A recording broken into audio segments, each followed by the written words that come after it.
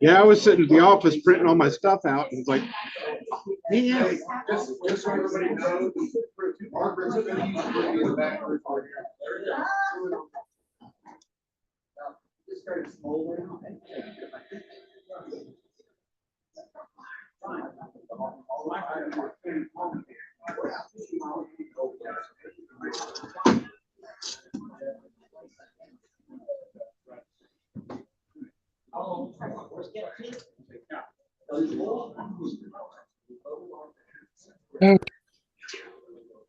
Yeah, I'm with you. Where am I? What am I doing?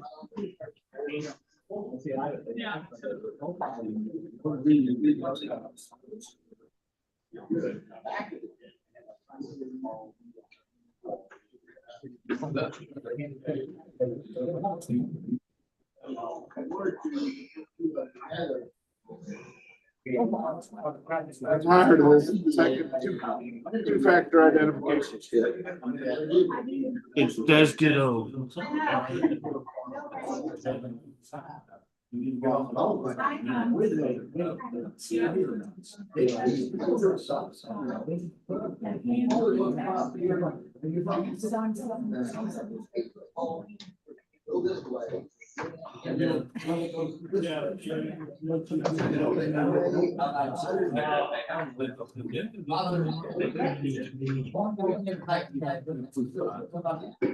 Hey, you know what?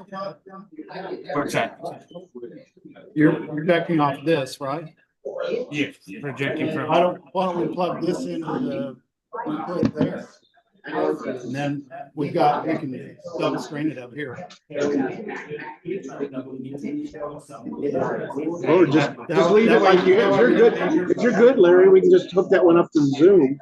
Just connect to Zoom on that one. W5NOR.org/Zoom. Yeah. Okay. It's turned on. Go right ahead. Okay. Okay.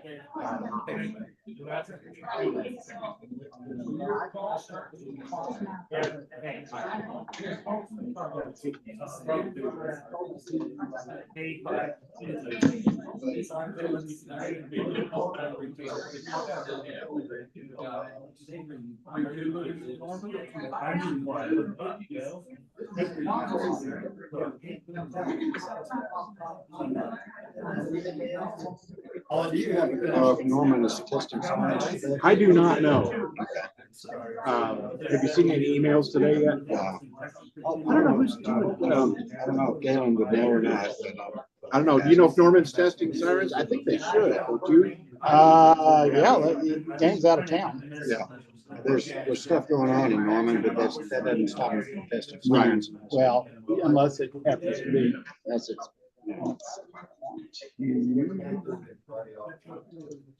Whoop. Where did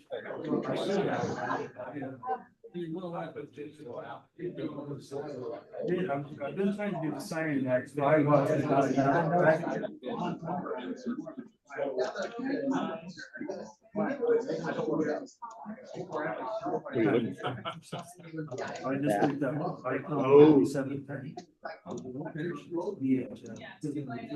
Mondo control. Okay,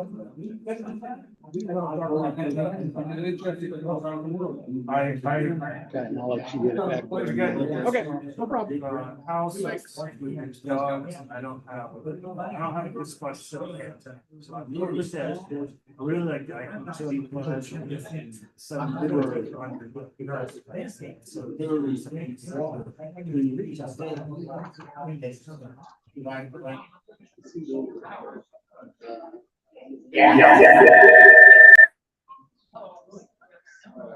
Cool.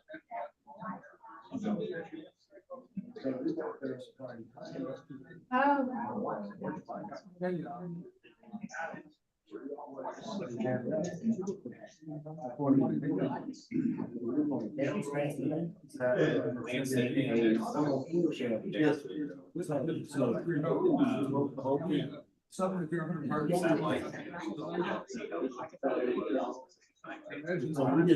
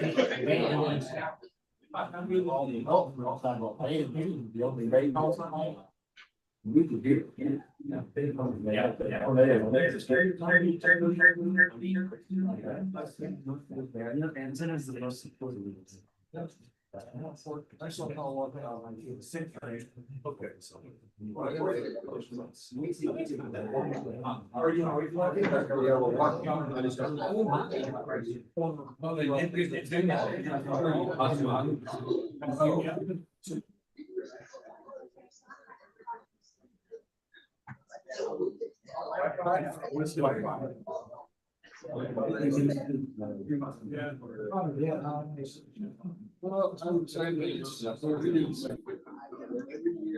Yeah, I didn't think about it. I was hustling to get my hand. Well, Neil tried to call, I was in In the shower or otherwise. Yeah. Exactly what I thought. Then I was. Mark, Mark got a hold of it. Oh. you're using your mic or my mic? I think he's got this. No, on Zoom. Yeah, but I think it's going through here. So let's push this way, make it work. It's on. It should be on. Can everybody, just so everybody knows, we're gonna start about 10 minutes late because from what I understand, there's more people being rerouted in here. So we will start here just very shortly. Want to listen? That's loud. Thank you. You want to do sing a hymn or no? But yours is coming up too.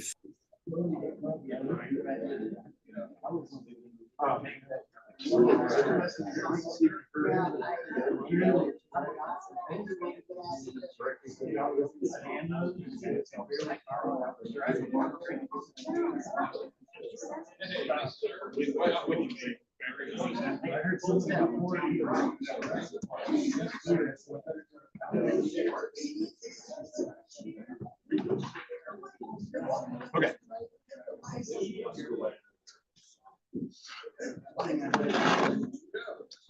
I think I'm done with you, sir.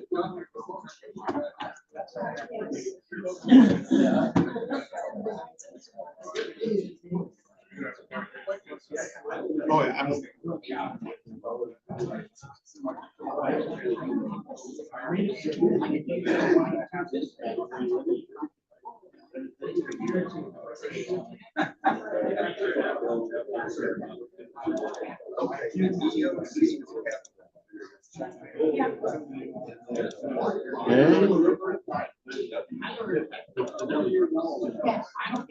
Thank you, my friend. That has the other half. That has the other stack. Okay. Why don't you just hang on to them? As people, if you see people that are gonna come up here. You just want more people coming in. Okay. Thanks.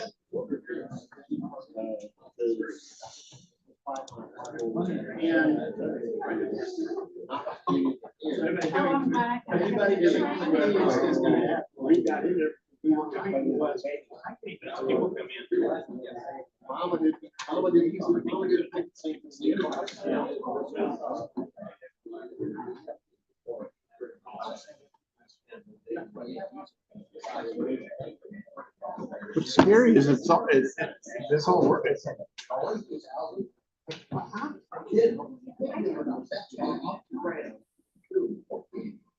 Years ago.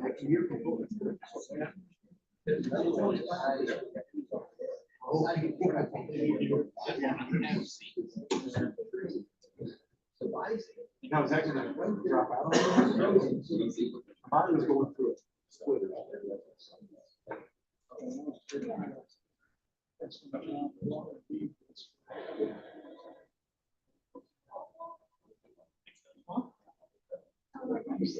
All right.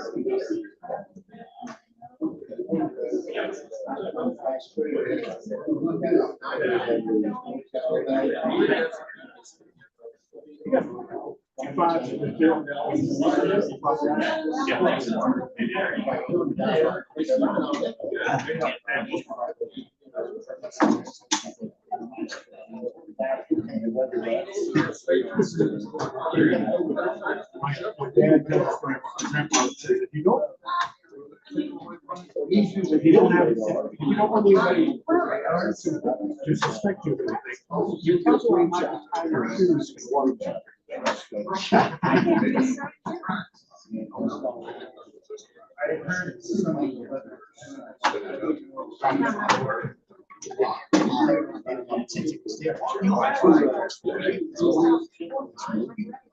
John Arnett said it. Yeah, somebody from maintenance. John Arnett. Okay, he was looking for him. I didn't know who that was. And he said, I had so got talking to me. Another reason. He said he was interested in his license. I said, well, we got to. He literally sat down beside me and started reading through the book. He said, Tell him when the test was. I told him, I said, Justin's a person for me, you got a month. I said, you got a month to work on it.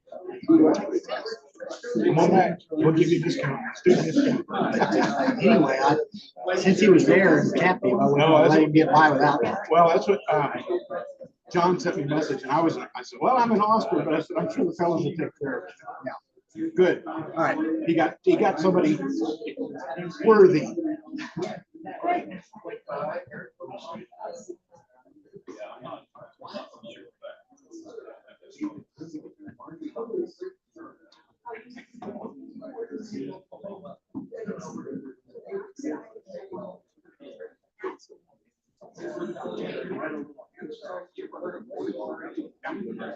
So her son said this.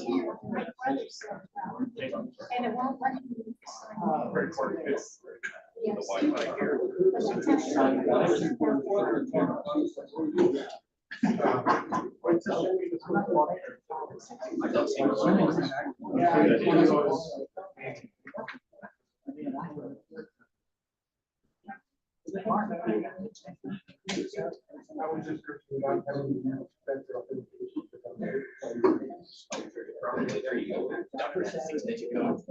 Well, yeah.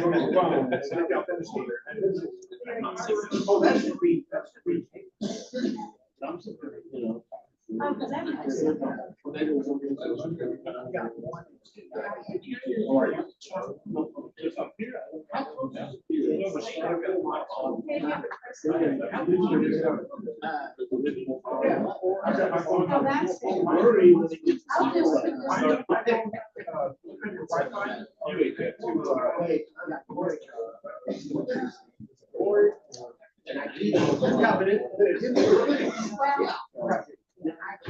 And then I could literally say the sirens go over, you know.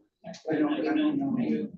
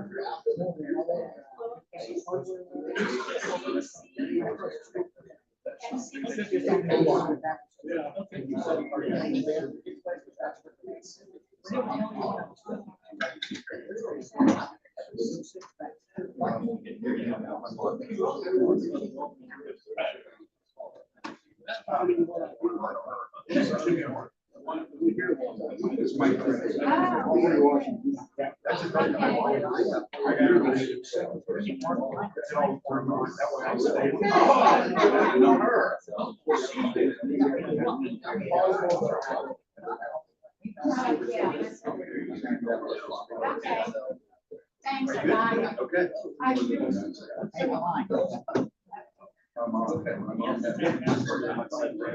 Mark, are you ready? Yeah. Ready for it?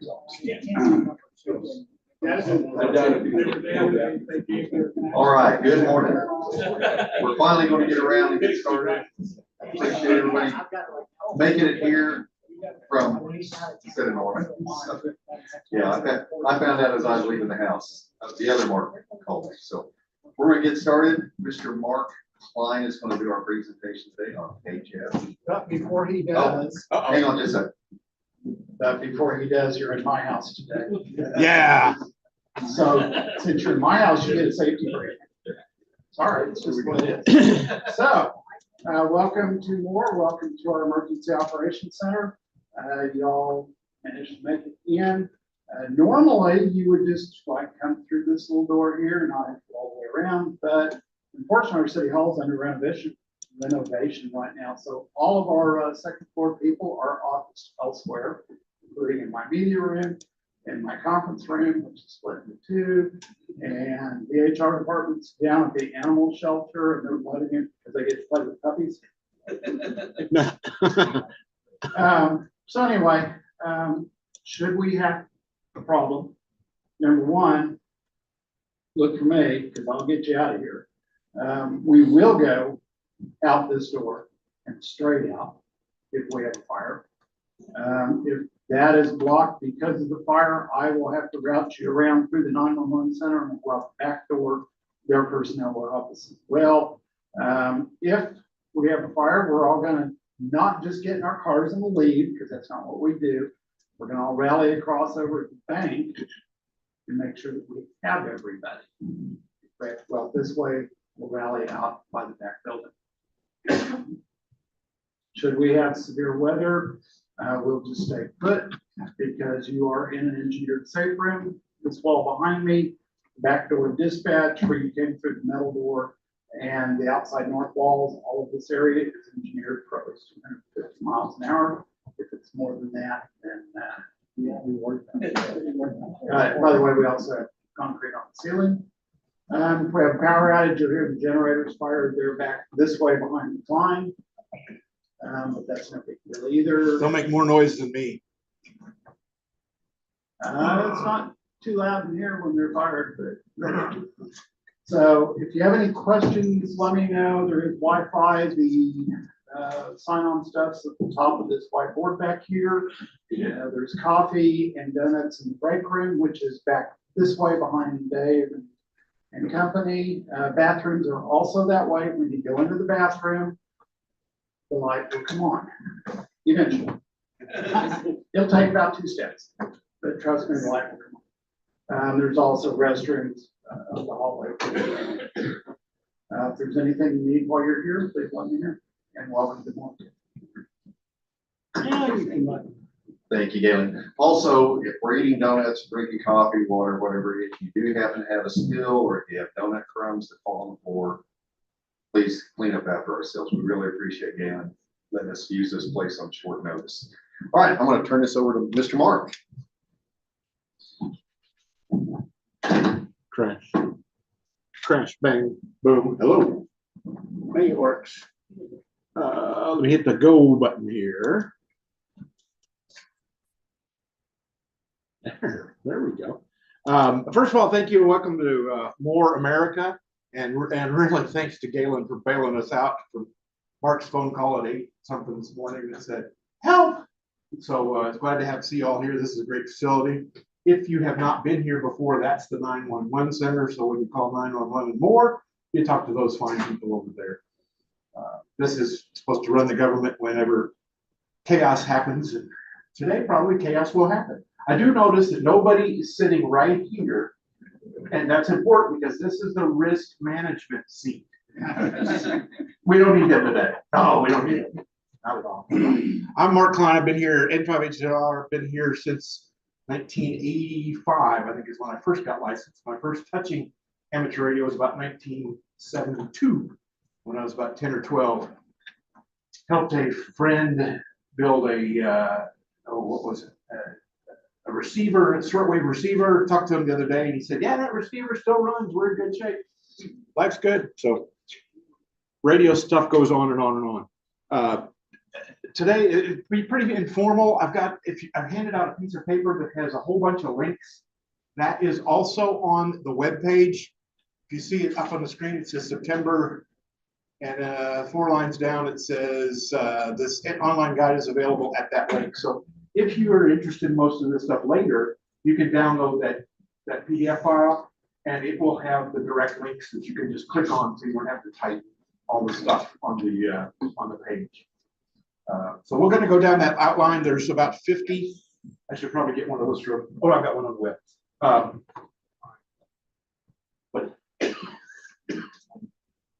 He's looking at the okay. Got it. I've got that sheet, and we're going to run through it. There's about 30 some pieces there. Mark Clayton said this that we could break for lunch. Yeah, right. Maybe not. Maybe not. We're gonna go about 50 minutes. I should probably look what time it is since we're all delayed. It looks like there's 44 people here, so each person could be assigned to one of those items. Oh, that's a good point. Not HF. Not HF yet. We should do an HF. No, we should. But yeah, if you have not, we'll talk about that later in the day. But if you don't grab a siren, they're fun to go grab. And every week, weather permitting, we go out and do those siren checks for Noble, Newcastle, Moore, and what's that other one? Oh yeah, Norman. Yeah, that one as well. Today we're supposed to talk about getting on the HF bands. We're going to be pretty loose. I do have a lot of things on that list. I will tell you, we're going to be really wide and very shallow. So if you're expecting to go into something deep on that presentation, we will have every Tuesday night, top of the piece, we'll have Elmer night that anybody at Elmer night will be able to help you or point you to the person that can help you if you wanted more information on any one of those topics. So once you get the paperwork, you can at least ask the questions, go look online, and if you want to come to Elmer night, that's where you get deep. This is why we will look deep later. I will ask a bunch of questions. This is not judgment. There's a judgment-free zone, Bill Lockett. Don't take notes. Sure. Yeah, I'm sure. I'm sure. Judgment-free zone. I'm just going to ask kind of a feel to see where we're going with all this stuff throughout the days, throughout the 50 minutes, let's say that way. 50, what, 44? It started at 45. So if you raise your hand when it's there, you know, if you half raise it, I get it's a half answer. That's good. That at least gets you an idea. Look around the room and you'll see what compadres may have that you may have with you. So, Mark. Yes, sir. Just got a text. Audio is not coming through. Audio is not coming through for Zoom. Let's check that real good. Hello, 1, 2. Says it's going out here. Can they? Sounds like it's a bunch of way. And the video is a bunch of wires. Oh, we got a different. That's your computer. Okay, is that one on? Oh, maybe you think that one's on? And mucking us up. No, I thought I saw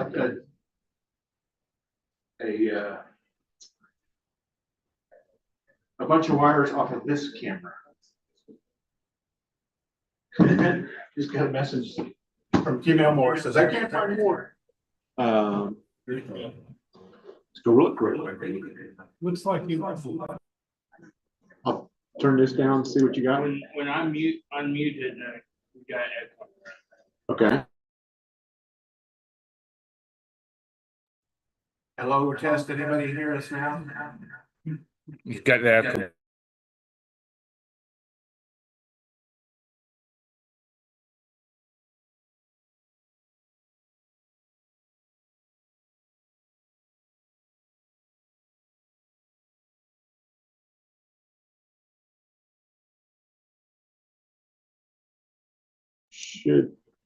It should be going here. It's got plenty of audio going out. We have a second one running. Is the question. Is that guy got a microphone on it? It does, but it's muted right now. It's muted. Everybody else is. Speaker's muted. And it looks like the only one I've got on, only one I see on is this one. Oh, there's the video. And that's pulling up a different camera. Hold on. We'll just pin this one and they can see us. Come on.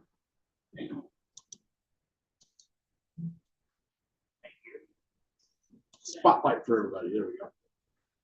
I'm gonna flip over to a shared screen, so that should solve that. Ooh, that's one of them. I can use that. Mute your speaker. The speakers are there. Oh, I see what you're saying. Okay. Got it.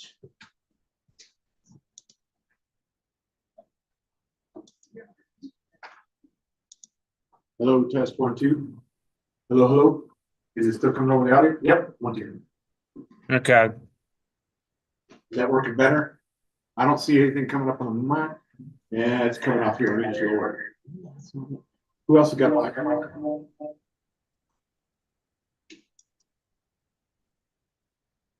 This guy is muted. How about that? That's yes.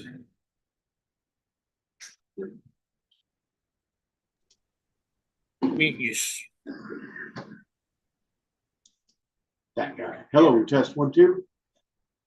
Hello, test 1, 2. Nope, nope, nope.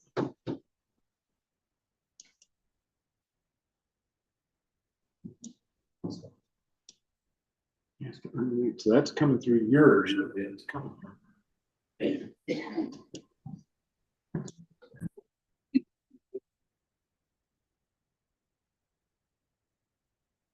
Well, that kills the rhythm. Hello, test 1, 2, 2, 2, 2, 2. Thank the audio.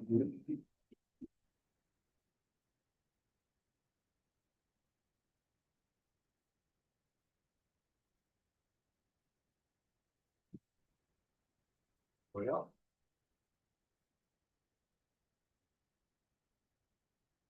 Oh, 1, 2, where did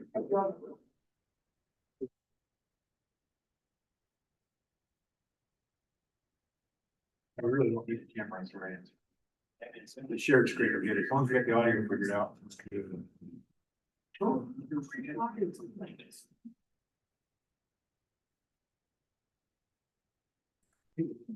They're all moved.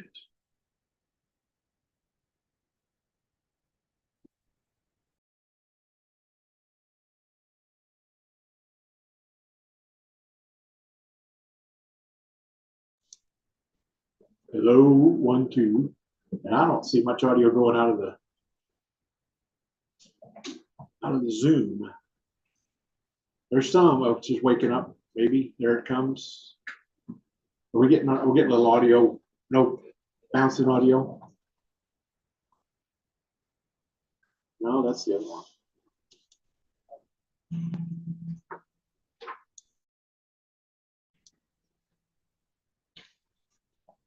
I don't know. I guess we're gonna have to run with this. Are we getting some audio out to? I heard it. You heard me? Okay. I got a spam risk call. Anybody know that guy named Spam? Okay, well, let's keep trying. Where'd I go? The goal is to run through these wide and not deep. So when you see some of this stuff, use it as a way to go, hey, I want to see this again, not I'm going to get the total answer today. For instance, we're going to do Mike's going to do HXT is going to do a building antennas piece a couple months from now. That will go deeper than we will go today. So without much further delay, let's take off and running. How many of you fine folks are running HF or have the ability to go home and turn on an HF radio that will work? Ooh, it's about half. That's about half. How many of you are like me and have one thing that you're missing? My antenna fell down when the roof got fixed and I just got to put it back up. Oh, good. Good. Yeah. Everybody's got an excuse. I get it. I'm one of those people. Elmer Nights is a big place to come. So if you're wanting to do HF, if you want to get there, come see us at that point.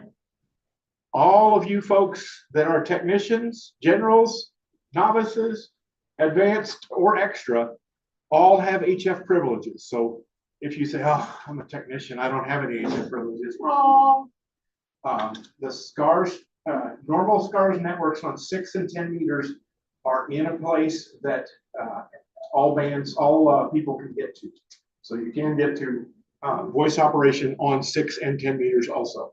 Those nets are in hiatus over the summer. We'll be building them up. If you wish to be part of one of those nets, please see Mike Wood or anybody else, and we will get you signed up to be a net control, because we have lost a few of our fine net controls to the silent key list, which is not a good thing, but they're out there. I'm going to start with something called Web SDR. How many people have used Web SDR and know what it is? Vaguely. Oh, good. Okay. Not very many. Web SDR, a bunch of very nice people have put their radios on the internet. If you look at all those lists, you can see where all these radios are all over the world. My favorite is one out in Utah. They have a great big log periodic antenna that's kind of pointed east. And if I'm on the radio, I can use it to listen to my signal from far away. So I can hear what's happening in my area. You can see what bands they have listed. All the little colored pieces are there to show you what bands they have. Some of them are low frequencies, some of them are gigahertz frequencies. Oh yeah, it won't pull up in here because it's restricted. They use a crazy port number on these things, 8902. You can see up in the top left. So places like this panic when they see those kind of addresses happen. But you click on it and you will get a, see if we can find one that's not done that way. You can get a hook up to their radio. You can pick the frequency, you can pick the mode. So if it's running phone, you can listen to the audio. If you're running CW, you can hear the CW. Something that people forget is that if you click it to digital, you can use FT8 to listen to signals from the other side of the world. So when I did a lot of balloon work with the guys out of Tennessee, nope, it's not going to go. And that's due to network restrictions here. You won't have that problem at your house. I have the same problem at my office that I won't let those ports in or out, and they're audio. That's an audio band. But I used it to track balloons. So when we had balloons up over Europe, I could pull up a German receiver. I could receive the FT8 signals, the whisper signals coming from that balloon, come into my computer, and I can get that data from Europe. So we would kind of just jump around the world as something was going through Russia or China. You pick up a Russian station and you can listen to that audio coming there. If you want to see if your transmitter gets to Russia, hook up to a Russian web SDR and take off running with it. You do not have to have a radio to do this. You do not have to have a license to do this. You simply go to one of those stations and it will pop up and let you, excuse me, let you connect to their radio and do everything that you can locally. So very cool thing to do. If you want no more, come to Overnight. So it's listen only, no transmit allowed? Correct. It is all, this is all listen only, no transmit allowed. There are other networks, W2RE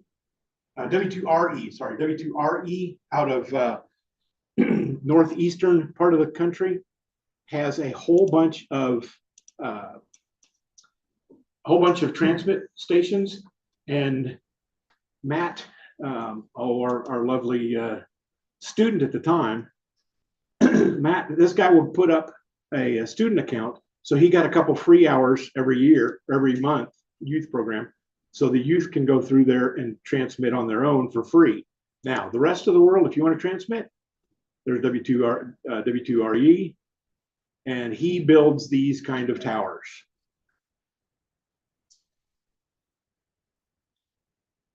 Yeah, I don't know what that costs. That's got to be $250,000 standing there. But for a mere X number of pennies per second or whatever his charge is, you can log in and actually transmit. You have to prove you have an amateur license and then set up a credit card option and you're good to go. But good question. There are ways to go it. Operating modes, Morse. How many of you here do Morse code? Oh, Kim Elmore was my guy that says he can't make it up here tomorrow, but he was our CW guy that was going to be coming here today. If you do not know Morse code, there's a couple resources. Morse, I've got something on the website that does Morse code, sends you a Morse code deal every day, and you just sit and listen to it. Starts with 2 letters, and it keeps bopping you a couple more characters every day. Let's see. Today's lesson is brought to you by the letters R.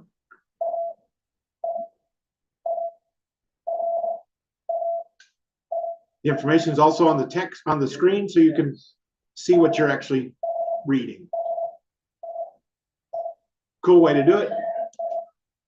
Do your 30 minutes a day, and you'll be there on the air in no time. I did it while I was building these things. I sat and listened to it, and just listening to it. You don't have to concentrate. Just listen to it. You'll get the characters in your head, and it'll be a good way to start. Once you get there, the Long Island Club, CW Club. Anybody here done the Long Island CW piece? Did you do anything with it? No, I couldn't finish the one class, but he did the class. It's good. It's really good. Yeah. I highly recommend it. And they're very good at making sure you stay on task. And they do a very good job of that. Zoom classes. Pardon? When we did it, Yep. It's a Zoom class, and they tend to work one-on-one, and they'll chase you down, and they have that down very well. So if you really want to get serious, chase those Long Island CW guys. If I would encourage that, because when we do field day, we need more CW operators. There's only a few folks that can do that or are willing to do that. So I would hope that by June next year, we got one or two out of this crowd that loves CW. You don't have to have a radio. You can learn that without a radio. Phone is what we call phone or single sideband is the audio method that you can do it. There's nothing really to do. You learned the language many years ago. Some of us many years ago. So phone is just a matter of talking on the radio, making that happen. Digital is a new, I'll say new, fangled piece that's up and running. How many people here do FT8 or FT4 over HF? Not that many. I was like, Galen just told me this morning to keep Mark Clayton from yelling at him. He hooked it up. So that's Clayton's new guy right back there. FT8, FT4, if you're wanting to chase something, we'll talk about that later. If you're wanting to chase contacts, it's a good way to do it. It's quiet. You can do it while you're watching TV or doing something else. It takes minimal amount of effort on your side. If you have your radio and your computer connected together by the audio channels, that's all you really need. All you really need. Clayton's going to be our expert at Elmer Night. So if you want to do more of that, you can do it. Whisper, anybody know what Whisper is? Weak signal propagation reporter. That's kind of a neat thing because you can use that. Oh, access denied. Well, how come? It's probably doesn't like where we're coming from. That signal will show you on the screen where signals are going from. So they'll see stuff that comes from Europe to here or from here to Africa, and you can get an idea where it's going. I did a lot of Whisper work with a very tiny 200 milliwatt transmitter that ran a 20-meter dipole, and I was testing all kinds of things like, what's it like 3 foot off the ground? What's it like 10 foot off the ground? What's it like if I do it this direction? What's this direction? And it will give you the spots and tell you how many are there. So if you have more than one antenna, you can check those antennas out very easily on that little Whisper thing. You turn it on, let it run for 12 hours, and you see what happens. You see the propagation, where it goes. You also see where hams are or are not. So don't worry about not getting propagation to South Dakota. There ain't many hams in South Dakota. Now, Rick Roten, he's online, is going there Monday, so you've got one more ham in South Dakota. That's all I'm going to tell you. Let's see if meteor scatter gets through. Yeah. Who knows about meteor scatter? Ooh, that was good. Meteor scatter is a really fun thing. Ken Robertson, K5DNL on the Zoom nights on Zoom, Elmer Nights on Zoom. He is a big meteor scatter guy. He'll keep a radio up and running. And what happens in meteors come through the atmosphere, your signal will go up and bounce off of that meteor and come back down to Earth. And it's a cool way to get really long path connections with short amount of power. So again, HF thing, you could just keep that running and listen to it, and you'll see what happens. This site does a real good job of going through how that all works. They use a protocol called MSK. It is very short, bursty stuff. So it keeps you in those little bursts as each bombardment hits the country. So it's kind of fun. It's kind of one of those magic band, like 6 meter band, where you have to whoop, wait till something opens up and take off and run. Building antennas, building equipment. What's the reason you're not on amateur radio or on HF stuff? Would it be an antenna? Yeah. The SCARS webpage, w5nor.org, has a ton, literal a ton of stuff on antennas. You can build HF antennas. This one talks about the RSGB, talks about the half-wave dipole. How many people have made a dipole? Yeah, okay. The rest of you come to Elmer Night. Mike Delaney will have something in November on the same piece. But that dipole is just simply a coax that goes out to 2 lengths of wire. I don't care how you build the wire. I don't care how it looks like. I don't care if it's stretchy wire. I don't care if it's not stretchy wire. You're not building this thing to hold up the Empire State Building. You're just putting an antenna up. So throw some stuff up, out you go. One of my best favorite stories comes from Lonnie Reisenhuber out in the Panhandle area, emergency management guy. He had a net going, a state net. He go, oh, I need an antenna. Walked across the street to Ace Hardware, bought an extension cord, 50-foot extension cord, cut it to length, split the zip cord out, and hooked his coax to the plug that was at the bottom of that extension cord. Hung it up in the air, and he had the best signal of anybody on the whole net statewide, period. Whoa, did you get a new antenna? Yeah, I sure did. Yeah, I've been working on it real hard for about 12 minutes. And that's all it takes. It's not that tricky. We've got stuff, we've got a little, if you want to use coax connector, we've got stuff at the Elmer Night that for under $10 or $10 will get you an antenna, whatever size you want to do. Single dipole will get you 1 band. Multiple dipole, a fan dipole will get you more bands than that. So you can add them all together on the same wire connections. No big deals. Nothing hard on any of that. Do you want to put up a 70-foot tower and spend $250,000? Okay, go ahead. Not me. We do 2-meter antennas. We've got 6-meter squalos. This is a square halo antenna. It's out of 1/2-inch copper pipe. There are tons of things that are out there. My next one is out here, which is a 580-foot loop wire antenna that's going up. And we'll see how that goes. All of these things that are here have been tested by somebody in our club. It's not like good luck. It's something that we have done, and you can do it again. If you have, who's got a whole bunch of coax from their TV, cable TV days? Yeah, you can use RG6 coax, the stuff that hooks up cable TV. Purists will tell you, no, get a 50-ohm coax that's special for radio stuff. Full stop.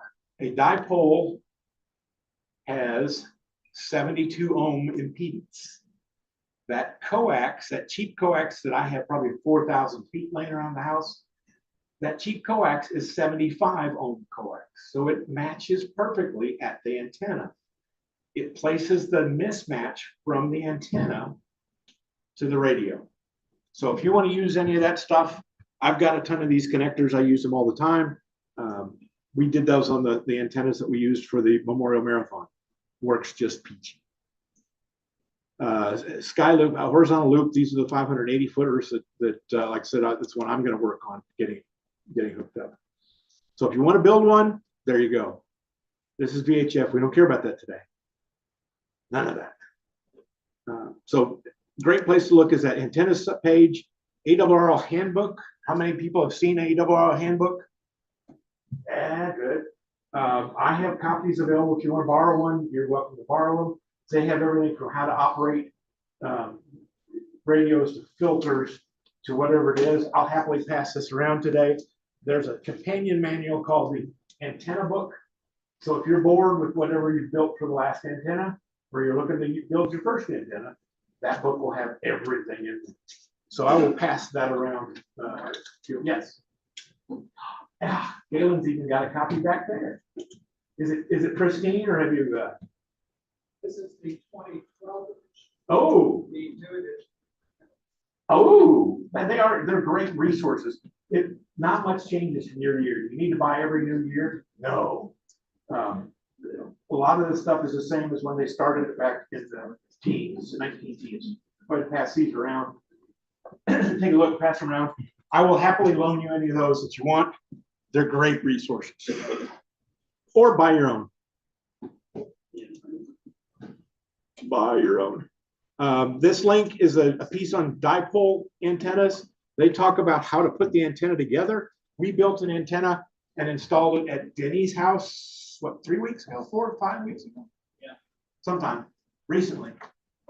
And we put these antennas up, and they're just dipole antennas hanging off the air, some wires, some string at the end, and a connector, I guess, in the middle is all we had on those. The cool thing about this web page is they talk about tuning the dipole antenna. So when you put it up, you measure it, but you have to tune it because your height may be different. Your ground plane underground may be at a different location. So you need to tune it and see what happens with it. Big secrets on the dipole antennas. I had to have my demo with the granddad. If this is the wire we were going to use, and it would work, the dipole antenna end usually wraps around a piece of wire or loops in this manner. If you need to tune it, all you need to do is lengthen it out. You don't have to cut it off, lengthen it, shorten it, and just wrap it around the end. Now, if you want to make it permanent, do all that other stuff, go ahead. But if you're playing around testing it, you just have to vary the length of that piece. So that's it. You know, if you cut it off 3 times and it's still too short, that's not what you have to do. Wrap it like this. You will see it over time. If you use cheap wire, it will stretch. So you just come out, tune it a little bit more the next season. So that's the big story there on the antennas. You want to make sure both arms of that dipole are the same. So if you take 6 inches off one, take 6 inches off the other. Make that happen. Anybody built dipole antennas? Yeah. Come to Elmer Night. We'll help you if you want more. We build all kind of monitoring signal propagation. These kind of things will let you look at what's out there and see how you should be operating. Treat these as like weather maps when you're going out driving down the road. Let's see if the weather's good for you. A lot of these are just cool. Not all of them, I mean, none of them are stuff you're going to use every day, but you can see the blobby of this mess up here. This is something called DX View. And if you select the bands that you wish to transmit on, or deselect them, we're only going to look at 20 meters now. It should drop us down to 20 meters, and this will tell you if you're transmitting, you should have good actions in those areas. Kind of a cool look. It's a little blobby, but I thought it was pretty fun. Propagation live. This shows you where the the maximum usable frequency is located. This morning, it was just a little bitty cloud over the center of the ocean. Now it's spreading out as the light came through. You can start to see how that maximum usable frequency is. If you look at it, it's like a topological map. This is 29 megahertz, 24 megahertz. So it says, okay, that's coming up. Out west where the sun hasn't hit it, it's 14 megahertz and 18 megahertz. So you can kind of watch what happens when you're doing that. Kind of good thing to look at while you're chasing bands. All kinds of fun stuff. DX Look gives you another piece. You can put in your grid location. Who knows your grid location where you're at? Yeah. Grid location is something like Echo Mike 15. Mine's IE at my location. Wherever you're at, that puts a little bitty tiny chunk of the land so everybody knows where you're at by that little chunk of land. Yep. Do you use hand clock? Do I use hand clock? I do not use hand clock. Oh, did you pay him to say that? Give him man $5. I did not use ham clock. Carl, is Carl here? Nope. Carl is an avid fan. He's online. Oh, I can't tell the story then. Dang it. Carl bought one of those hand clock things. It was, that's kind of cool. And he said, but now I got to get a bigger screen. So he's got an 84-inch monitor with something called ham clock. And what ham clock does is it gives you a view like this, but in real time, it shows you stuff all over the world. So if you're a nosy person, ham clock, what?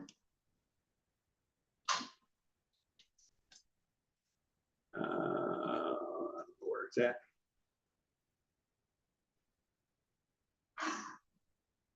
I don't see. There's the kind of picture. So this shows you a live picture in there of where connections are going.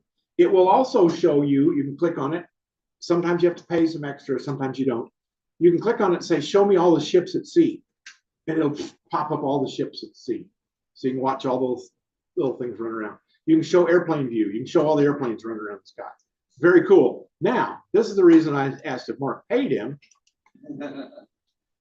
is, or he was reading the website. If you look at the website and you look at future programs, What's Geo?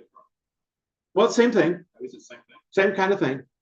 You see something called Patrick Reeves Geochron KJ7 SZU. It creates something called Geochron, and they were the ones that had the mechanical ones back in the day. Anybody remember those old mechanical ones? The little chain-driven thing. Very cool. He will be the October speaker, so you'll learn a lot more about them. That's why he gets the $5. Advertising for the next one. I do not use any of those. I don't simply have time to do that. Now, in my perfect world, sure, I'm going to do all those kind of things. Solar propagations, DX look is something that's kind of funky. Oh, that's what we did.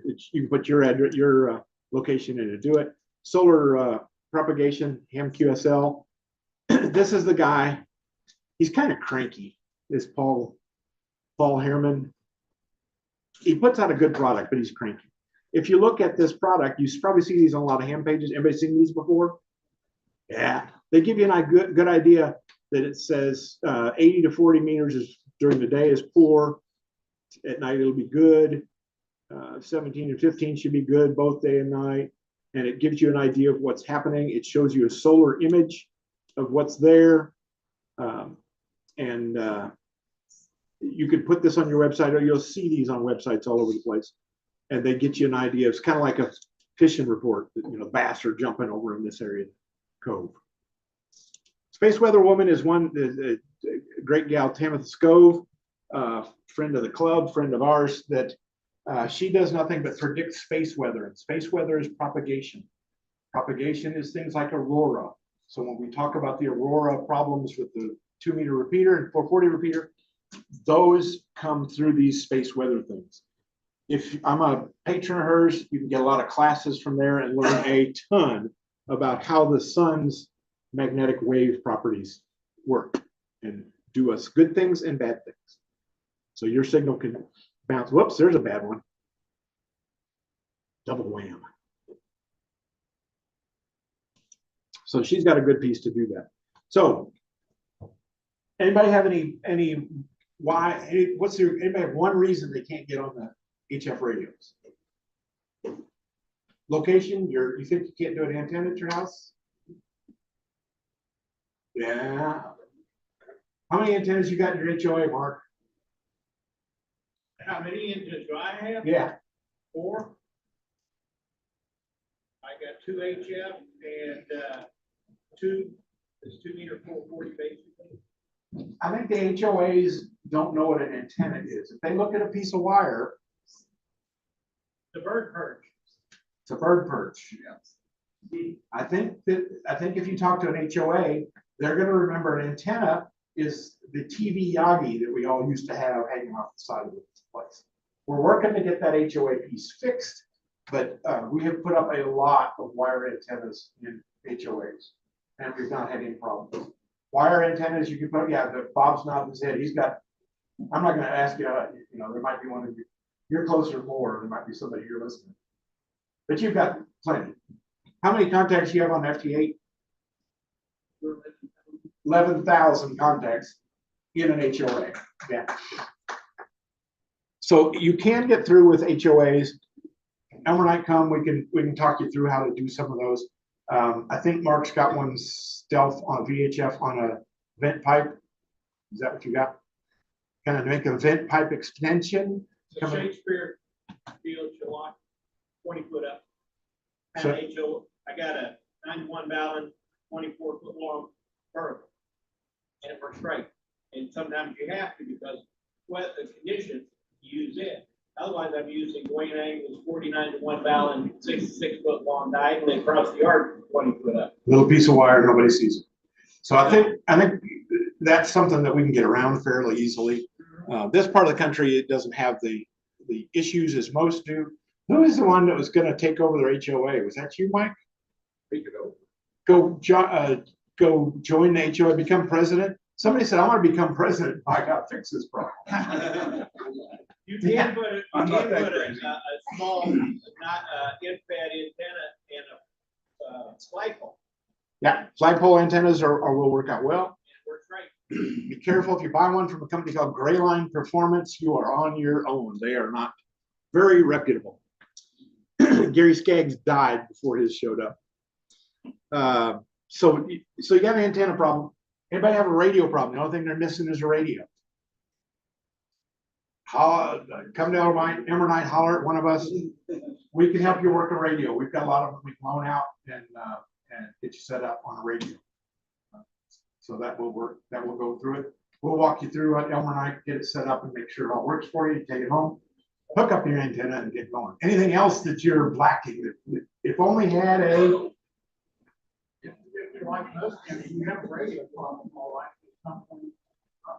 No, it's with the wife. Yes. Please God, don't let my wife sell these radios for what I told her I paid for.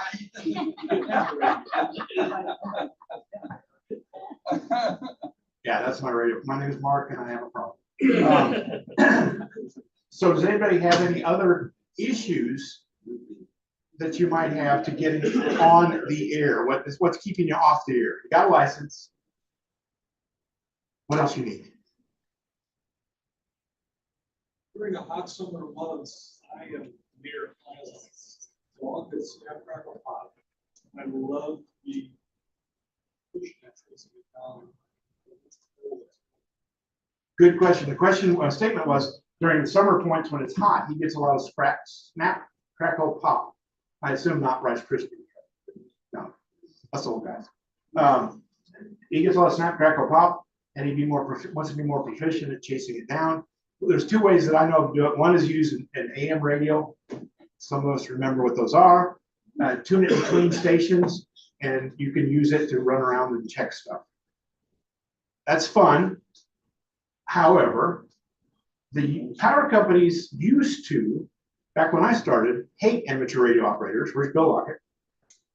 Bill called the power company and the cable company forever and ever, and it became a pest. Well, became more of a pest. And he found, I don't know, how long was it? You were working on that for a long time. For a long time, but they resolved it. They resolved it. And what the problem was, the Cox Cable Company had a bunch of gear near his house on the property. On the property, right near a telephone pole, right near a highway pole. Right near a pylon pole, telephone gear. They had their ground, and they just kind of laid it in the bottom of the case. And it sometimes connected, sometimes didn't. And he finally got both of them together. Power company guy says, it's them, it's not us. And he got all the liars in the same room and said, fix it. And the cable guy went, oh. And probably did 100 like that all around town. Well, funny, the Fox guy was out there saying, I know it's not us, I know you need people who are just sitting down on the yard and wait, they replaced all the metal in the pole, or everything that we talked about. And, talk guy was a camp guy who understood what we were talking about. And he said, I'm pretty sure it's not us. I'm pretty sure it's not us. The technician who put the box. I found it and it was loose ground. Yep. Yep. And, but the good news is they worked with him. Now I would tell you the attitude has changed because they think, and they're right, that hams are their bird dogs. Because OG&E has 5 very well equipped vans throughout the state that can hunt down and find RF noise for 2 reasons. One is because, you know, they want to help their customers have a better service, right? Not really. The real reason is that noise comes from a piece of equipment, and that equipment's arcing, and that arcing costs them money. So when they get out there and they go chase it down, they find it. I had a problem at work, same kind of deal, called the guy in. He came out and said, I don't know. He said, all I see is blips here, here, and here. And I pulled my notes out and I said, that matches the problems that I documented here, date and time to the minute. Uh-oh. So the guy said, okay, I'll go chase it down. He found a capacitor bank about a mile south, they had to replace it, put in lots of money on that stuff. Came back and he said, since you know what you're doing and you're not yelling at me, can I leave my equipment on your lines and keep checking? I said, sure. 6 to 8 months later, he came back and says, I'm all done. Thank you very much. So they were using that as a spy. And he said he could see stuff as far away as Chicago that was transmission related problems from the equipment they had at our office here in town. Crazy. So if you have a problem, get your power company involved. I know OG&E is good at it. I don't know what OEC's got, but they're always really good to work with. They may be able to put something together. I just don't know what they're doing nowadays. Good question, good answer, good thing. Mike, if we want to, we'll follow up next hot summer or call now if you got a problem there. See that. Anybody else has something that their next stop, why don't I get on HF? Besides time, I can't fix that. Anything else? Yes, sir. So we all are. Well.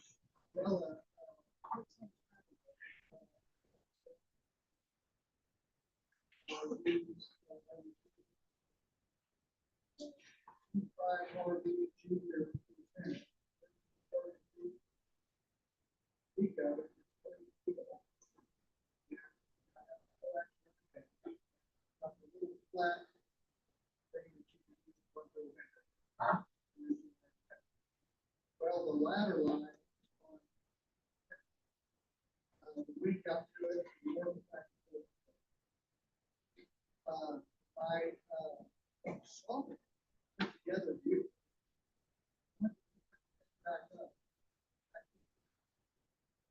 I can go on my tuner and put the dummy on and bring it right down. But when I switch it over, goes back up.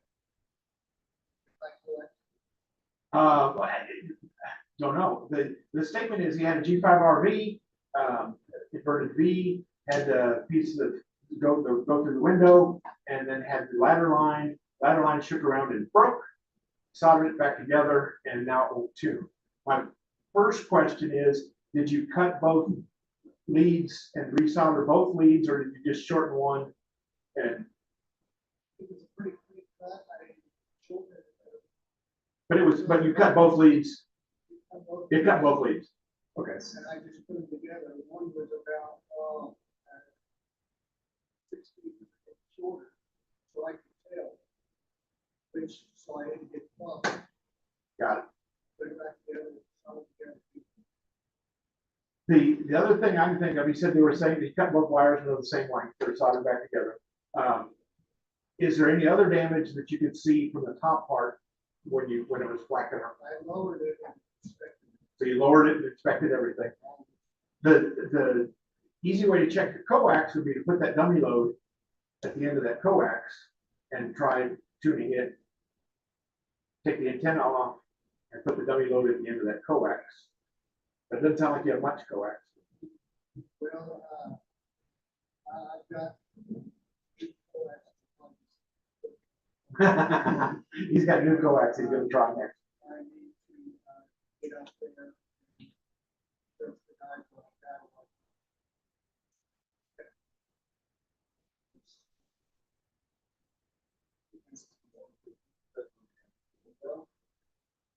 Now, the little flat thing designed to go through the window.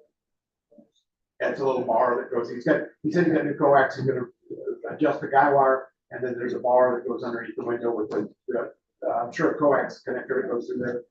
Yeah. Yeah. Right. But when I do the next, date plan, right on the day, I get out there, new coax on.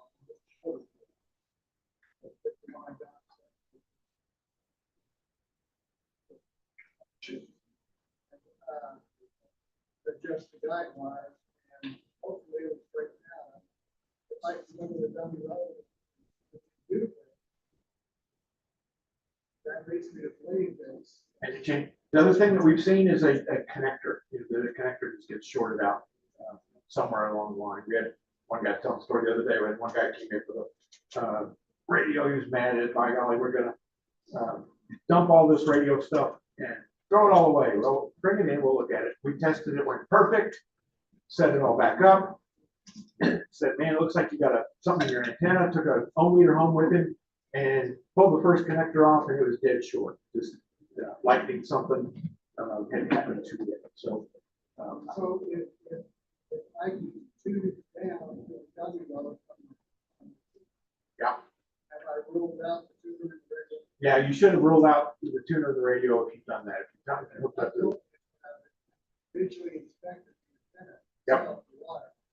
So, not the only thing left is that. Or the only thing that's left is coax. Is that insulated wire on that G5RB? No. Okay, I was gonna say it may be broken in the middle and just put an ohm meter at the end of it. If not, my contact info is at the top of that paper that's handed out. Give me a holler, we'll chase some more stuff if you got some more things on that. But, that's what Elmer for. We do that all the time. So perfect. Bring the antenna in, we can test it. If you think it's Before I had problems with it, I was making contact. Yep. Good little antenna. Good little antenna. He said he was having no problems getting Alaska, Spain, Hawaii, all that kind of stuff. Anything else that's one thing that's just nailing you that you got? I'm going to go back on the back page, the second page of this piece, and finish up on this kind of things. These are things that you can look at to answer all your questions about these topics. These might be things that you don't know about. Fox hunts are out there Thursday nights. They do a fox hunt where you listen for CW and you listen for the CW ID, and it'll say CQ-FX for Fox. You can do that on a web SDR if you don't have a radio set up and start listening to your code online. That's a cool way to do that. The reverse beacon network is something that's pretty cool that will show you where the CW codes are going. Let's see. And it will show you, it's a device that listens and it pulls the actual call sign out, looks up the location of that call sign, and then maps out the contact. So this contact had just happened. These in Europe have just happened, and they're listening to them. So that reverse beacon network is a fun thing to go chase, either just looking on there and planning for the future. Whisper is listed there. We talked about that a little bit earlier.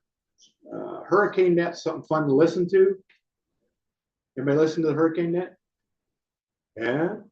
They talk about hurricanes showing up. They got a great page that shows you where the next hurricane is. Right now, that's the one that they think is next. Locally, CQ Santa. Anybody got kids, grandkids? It's a cool place to go between Thanksgiving and Christmas, and Thanksgiving is coming quicker than it wants to. But if you listen on 3.916, 3916 on 80 meters, you will hear them do Santa Claus stuff, and you can transmit and have your kid, grandkid talk to Santa. It's kind of a fun thing. Tailgaters Net is the same group of people, the 3916 guys. They have every, let's see, where's the trivia? They have every night, 9 o'clock Central, they do a trivia network.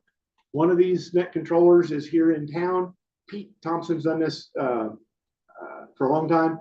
And Ed Painter is local that's going to get involved in that. So if you want to get involved in listening to that, we can get you hooked up to that guy and make it happen. A special event station. Who's a special event station hound? Anybody do that? No. Anybody knows what a special event station is? No. Route 66 on the air is happening right now. Galen said he had, there's Galen, thumbs up. Did you get them all yet? Did you get Springfield? There are 26 stations excuse me, along Route 66 and in the air and on the road. We have 3 in Oklahoma, and you connect to those guys. If you work them all, you get a special certificate, and it's a lot of fun. That's what those special event stations are all about, is special certificates. Indianapolis 500, W9IMS, Indianapolis Motor Speedway, operates every year 3 event stations: Grand Prix, the Indianapolis 500, or Brickyard 400. You got to hit each one of those. If you get all those, you get a really cool certificate. Yep. I had one of our club members who said all I did was FDA. He challenged me to do voice on AHF. So on the weekends, I told him, all right, I'll make up for it. On the weekends, I use my I do G90, which is only a 20-watt rate, and that N5HZR antenna. So, and I look for those special event stations that's going on in the country.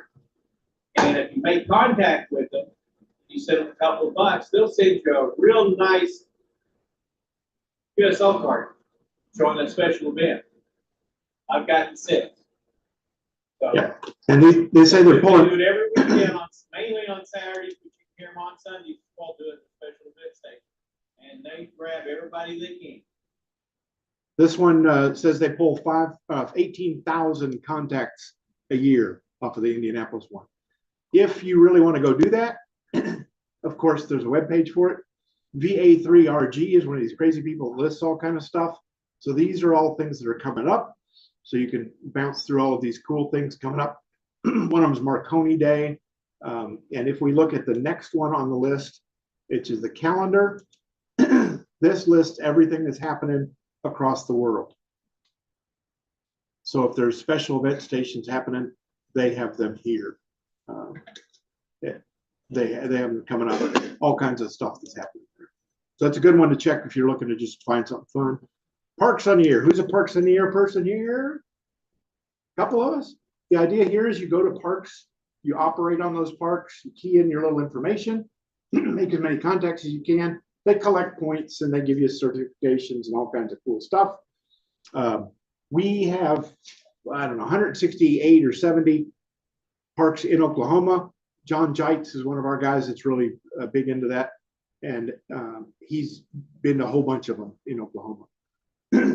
If you want more on that, Parks on the Air, Oklahoma Parks on the Air, has a meetup at Lake Thunderbird, the North Sentinel parking lot, on October 18th.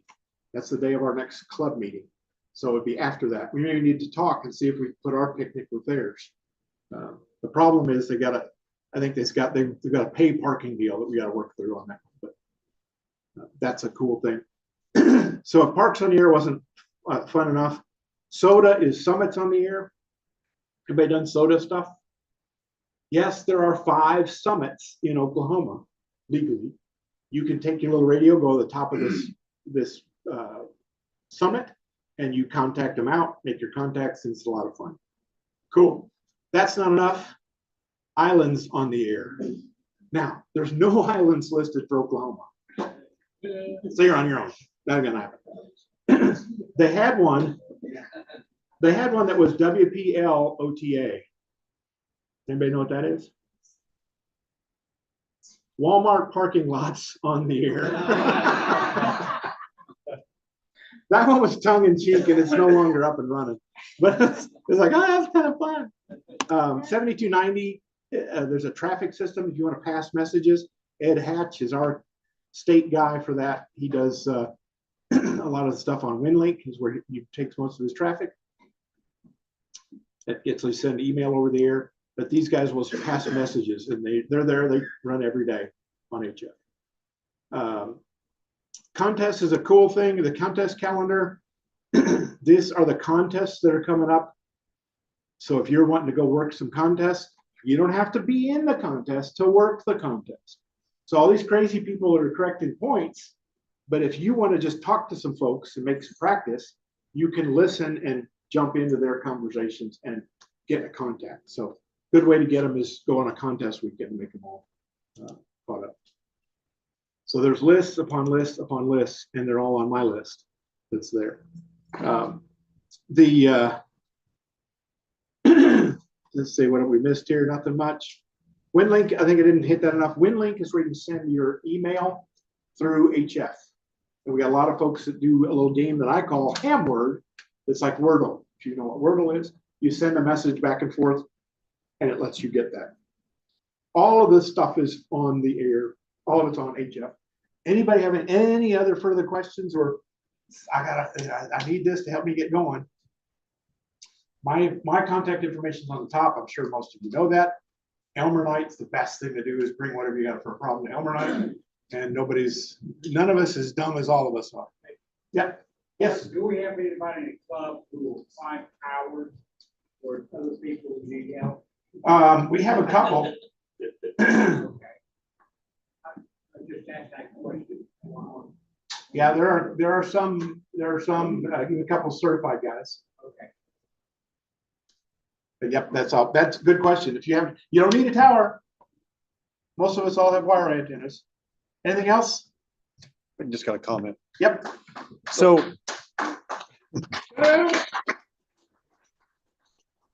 those of you that have not been on HF and you're getting on HF, if you're listening, when I was new to getting on HF, I'd hear people doing contests.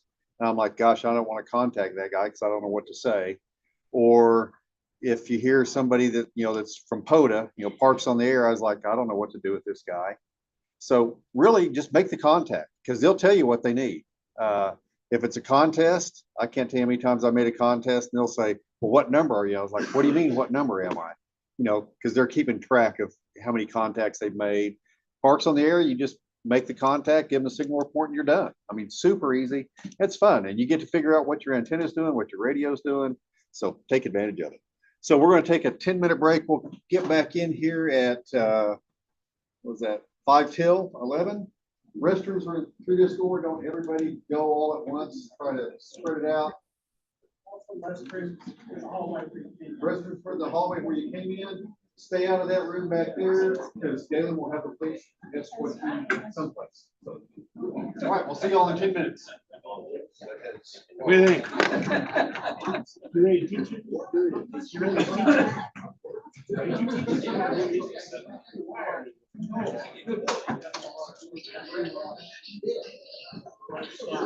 Right. But you didn't throw it. What did you teach?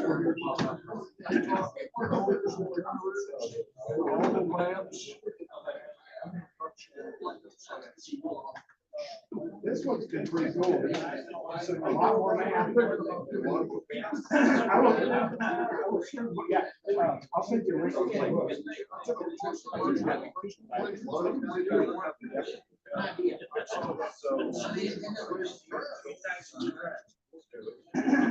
I've got it down. What I would do is debunk all of the crap.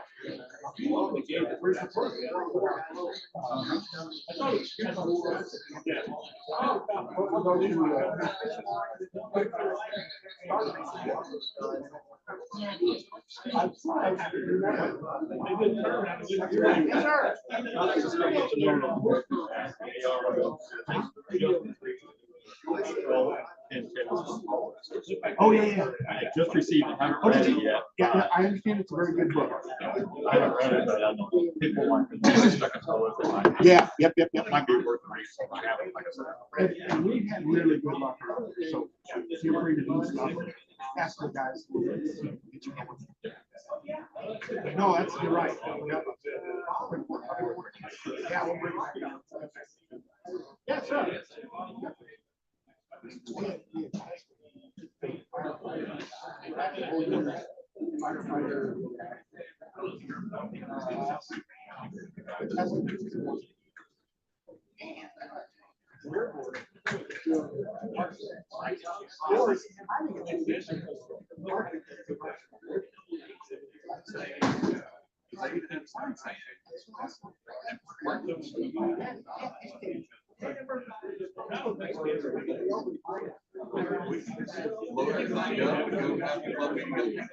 Mr. Marks is where you sit there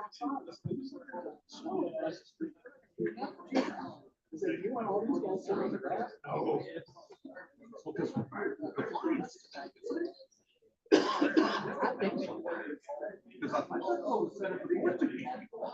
Because it was this weekend. You're supposed to have a table set up. That's what I thought. Mark says it was not. I wouldn't think. I was wrong. I had a 20-hour day yesterday, so I'm here right now. Had to drive 4 hours to East Texas. Low, but it was probably. Picked up the mower at 8, returned the mower at 4:30, and drove back through rush hour traffic. I actually had more traffic in Benton than I did downtown Dallas. Like I'm blocking my freaking in and out burger exit. But I got home about, I was dropping the Israels off, I got home about 10:30 last night. After leaving the house at 3:30 in the morning. Do you know anybody that would be interested? I didn't see the mention. I got a bunch. Are they the big ones or the make sure? All the state stuff we're working on right now, we ran across, you had a North Gate traffic piece where the top splits open. Although I think he was more, but he was an HVAC guy. But it doesn't make sense because he got these two. He had a dial crafter, or no, he did SWR meter. And he's got a oscilloscope out in the shop. Pretty nice oscilloscope.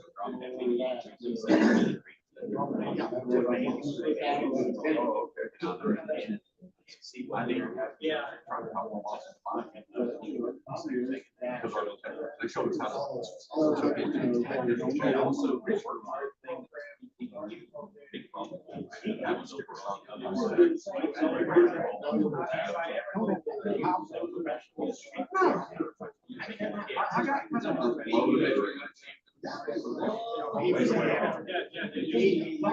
That's the same way because I wouldn't communicate. I wouldn't communicate. I called. yeah, somebody.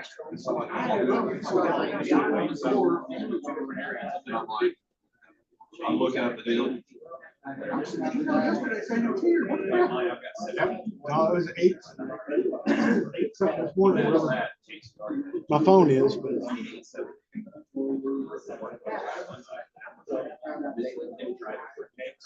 I left all my computers left my. All the computers left the office. I don't know.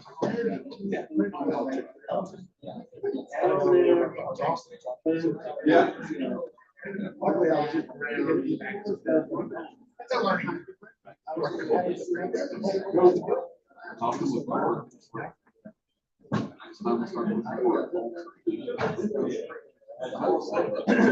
Which would be a bad idea.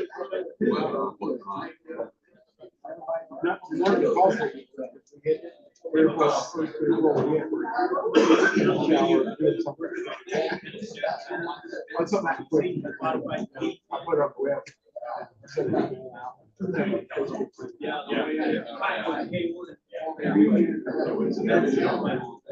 A lot of people were driving. You were like 9:35. I was running behind. Trying to get somebody to get out the door. Then we stopped to get breakfast and I gave her the wrong drink. Compound error, step down. I think that was good, a little presentation. Get people motivated, get them on HF. Get out there, put it in, put her, let her shitty out the tree. She's expendable.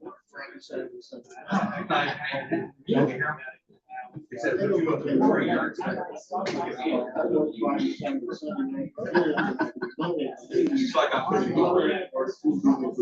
She agrees with me. But he does, so do you. Yeah. He'll bounce. Problem with mine is my tree's dead. It needs cut down, but the first branch is like 30. I have my brother take his drone before he transferred out of traffic homicide. And he took it up and it's 82 feet tall. That's pretty rare. It's 100. When it died, it was 124-year-old cotton. Oh, our biggest trees are cotton. It was the biggest tree in here. Now all the tall trees we never cut it. Neighbor's like, we need to cut it down so it doesn't fall my house, my building. I'm like, he got a quote for 12,000. And I'm like, yeah, no. If you want to love the one hanging off your property, that's fine. It stays closed. The other quote I got was 2 guys from my company Facebook. They're like, oh, it's for 6. And I'm like, I don't think you're insured. After seeing these dudes roll well, I don't know about that. We call them trunkers. They have to. Chainsaws is a trunk. We are here. Yep. So it's because I know I watched the video about him, and that's the only reason I said They're not related, but but they're similar I products. got you. Because I know I watched a video that Pete Race guy. Yeah. His software, I have it already. But I don't know if that's like a Linux thing or something like that. It's a pre-built Linux deal. It is, but there's a Windows thing. Okay. So you can have that functionality without GeoPro. I guess that's what I'm trying to say. It's not as good. It didn't have as many bells and whistles. I mean, the GeoPro. It's like ham radio, GeoPro, like built for ham radio. Just you can do. But they've extended it. Yes. They've got so many extensions on there. Yes. I mean, you can get floats. Right. ADSB and all that kind of stuff. Yeah. Yeah. Okay, I got you. But no, they are 2 different products. But they should provide some more information, the gray line and all that kind of stuff. Okay, I got you. Here we go. You're on, baby. Let's see. All right, let's grab our seats. We'll go ahead and get started.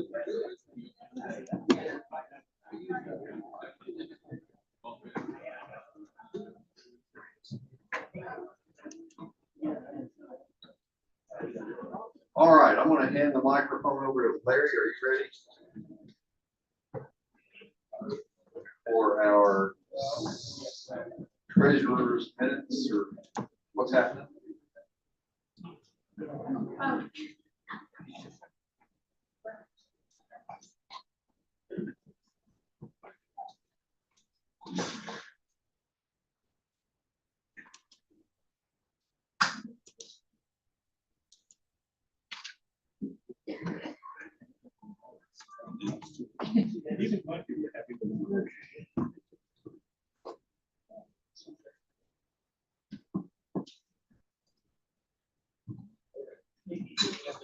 Okay, as far as profit and loss, we did have a little profit last month, 7103. We had 3 members join. And as of the first month, we have $1,900 in the checking account, 26,000 in savings, and 169 in petty cash. Anybody have any questions? Okay. All right, and I forgot to do our introductions. I'm Mike. Oh, I'm Mike, KE5ASN, and we'll just go around and everybody can introduce themselves. Oh, speak loud. Larry, W5LHG. Hartley, no Claudette. Chris, KE5JZM. Mike, 5 SOM. Bill, AE5F. Bill, AI5A. Galen, WX5N1. Mark, N5HZR. Clark in. AZQ. Lamont, KG5PWO. Candace, KJ5IJD. David, KG5IJC. David, KE5SRX. Steve, K5TV. KE5PW. Kevin, KI5MLB. Aubrey, KF5BJH. Steve, KJ5LH. David, KI5QMS. Tiffany, KV5VMO. Thomas, AG5IJ. Peter, KA5COI. KJ5HFN.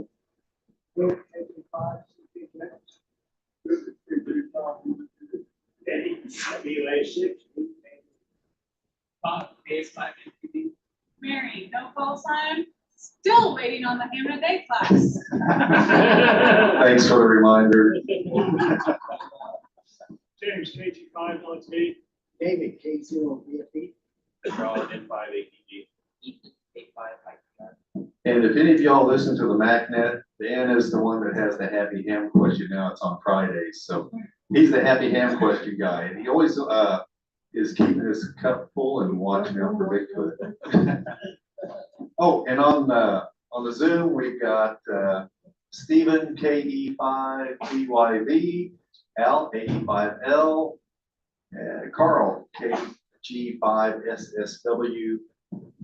Mike was on there, KB5HXT, but he had to take off. So, all right, let's go to our secretary minutes.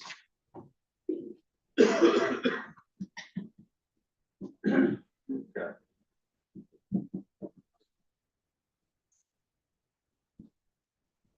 Okay, last month we had 48 members in person and 6 on Zoom.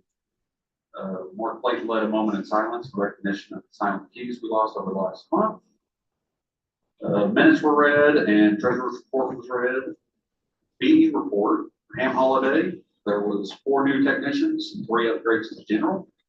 And our regular test session, there were 2 new technicians, 1 new general, and 1 upgrade to general.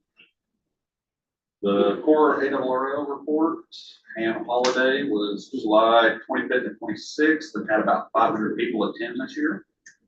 Eden Ham Fest is September 20th. Ardmore Hamorama is October 11th. The All Ham Dinner is September 18th at Pickles Restaurant, and Route 66 is currently going on. Pet Committee, solar activities coming up that last week of meeting, and there could have been some interference. Had a program by David Gates, K0BFE, that did a presentation over Yaesu, System Fusion, and WireX. And out of the announcements, Galen spoke about how successful Moore's Night Out was with stores participating, setting up an HF rig, WireX, and VHF, UHF stations. Had a lot of people come by and ask questions that day. And they were planning an antenna party after the last meeting at 2 o'clock. And with that, the meeting ended at 11:15. Thank you. And Denny's antenna party went well. We were able to get him back up on the air. It's not the antennas that he had, but we did get him back up on the air. So I'm going to hand the microphone back. We still need to have an antenna party.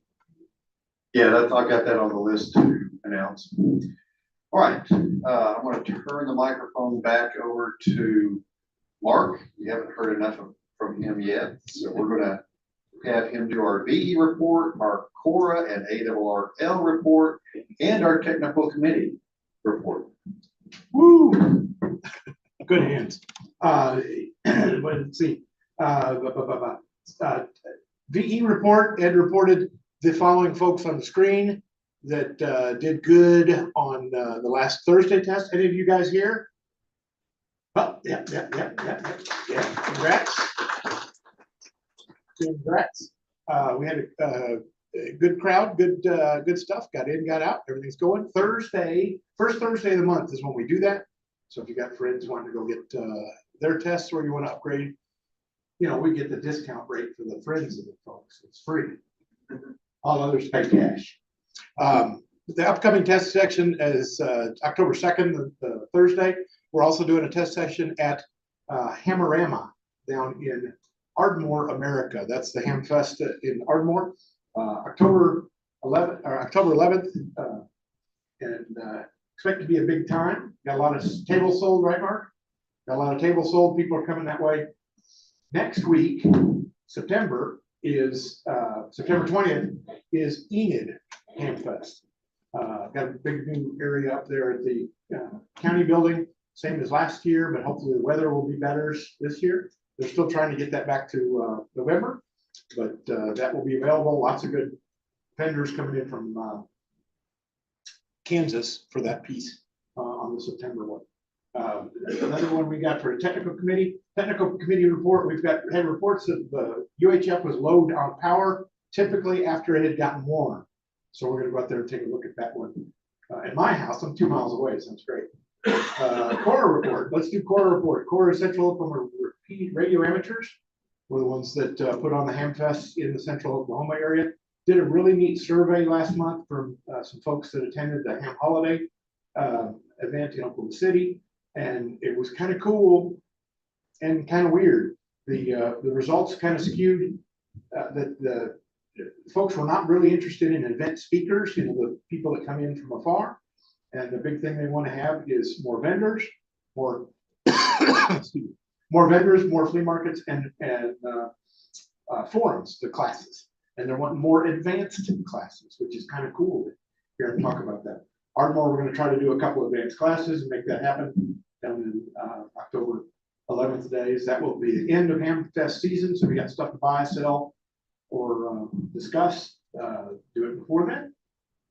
What else do you want? ARRL's out there. Got a great question. Got a great statement from Steve. You don't have the book with you. You didn't go run home and get it. No. Sorry. He reports, and it's very correct, that the League ARRL has a brand new book on stealth antennas for HOA, and I have not seen. Yeah, I'll put it on the board later. It's supposedly a very good book. I've heard from folks that have seen it. I did not. When I was there, I couldn't get one ordered. Hadn't been out yet. So the folks I've talked to, the national, statewide folks that I've talked to, have said it's a pretty good book for HOA. So more resources for our list. ARRL is doing their thing. Had a board meeting in July. Everything's kind of going on as it is. No change in our area. Our division director, John Stratton, was reelected by an acclamation because nobody wanted to take the job. Okay. And off we go. That'll be good for me. I need siren or screen here. You got it. Okay. All right. Thank you. Thank you, Mark. All right, we're going to cover all of our nets. So Rob, be ready. Ethan, be ready. I'll have Denny do the MAC net. We currently have the 6-meter net. Myself and Jeff, K9 OSU. We've been jumping on there. It really has not been a formal net because we don't have a net control operator, but we have been on 6 meters on Monday evenings at 8 p.m. 10-meter net is on Wednesdays, right? 10 meters on Wednesday. We need a net control operator or operators for that. Right now, it's kind of dormant at that point. On every Tuesday evening at 8 p.m., we have the Aries net. That is a roll call net that we do every Tuesday night at 8 p.m. Monday evenings at 8:15, we do the DMR net. That is on Talk Group 3140. Have people from all over the country checking in on that one. It's kind of fun. Ethan, you want to do the UGO net? On Thursday evening at 8 o'clock on the SCAR's UHF computer, there's the K5 UGO Memorial Net. Kind of just a little informal get together and talk about whatever you want. Yeah, and that's a fun net. It's a 2-round net. And the first one you check in, the second round, you just talk about whatever. And Rob will talk about the McLean County areas now. So every Wednesday evening, 8 o'clock, does kind of conflict with the 10 meter net time, but got both ready to do both nets. Once we get 10 meters back up and going. Anyway, 8 o'clock Wednesday evenings on David's Yaesu repeater. It's at 442.400 megahertz. If you can reach him by RF and system fusion mode, it's in digital narrow. Join us. If you can't and you have a hotspot, it's also linked to the Tri-City room, YSF reflector 57618. And if you can't do that, and you have an Android phone, you can even get on DroidStar. We've had Mike's joined it with DroidStar. Ethan has too, so need some help with that. Elmer's night, so place to come. Yeah, and for those that have an Android phone, the DroidStar thing, that's a lot of fun. I was at the gym, I was exercising, and I realized, oh, it's net time, and I thought, I'll try. I thought I'd give that a try. I'd never done it before. Checked in from the DroidStar app on my phone. It's kind of fun. All right, so every Saturday at 12 noon, we have the SirenNet for, I may get this wrong, Cleveland County with Moore, Norman, Noble, and Newcastle. And we're always looking for volunteers to check the sirens out. And if you go to the sirens on our website, you can pick you a siren and cover that and check in. Denny, I want to have you cover the MacNet and the GossipNet, if you would, please. Okay, the GossipNet is on Tuesday evening at 8 o'clock. And right after the AriesNet, depending on it, well, sometimes they used to run a lot longer. And that's why we keep saying that whatever is finished. But anyhow, they've been doing really good checking in on the AriesNet now. Anyhow, we're up there and you talk about whatever you like. And in the daytime, in the mornings, 9 o'clock, 6 days a week, it's the GossipNet, the MacNet, where you can talk about, again, anything you want. Just check in and come on in there. And that's about it, I guess. Yeah, the MacNet's been getting a lot of attention. We have what, sometimes up to 40 check-ins occasionally. A lot of check-ins. That's a fun net. All right, we have a lot coming up, a lot going on. The all-ham dinner is going to be this coming Thursday night. It says 5:30 p.m. Is that right, Mark? I thought it was 6. Maybe it's 5:30 now. 5:30 to 6 at Pickles Restaurant in Oklahoma City off of South Meridian. That is this Thursday night, the 18th.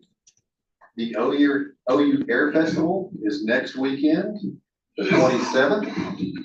And that will be right across the street from Fire Station number 7. Our next monthly meeting is being postponed to October the 18th.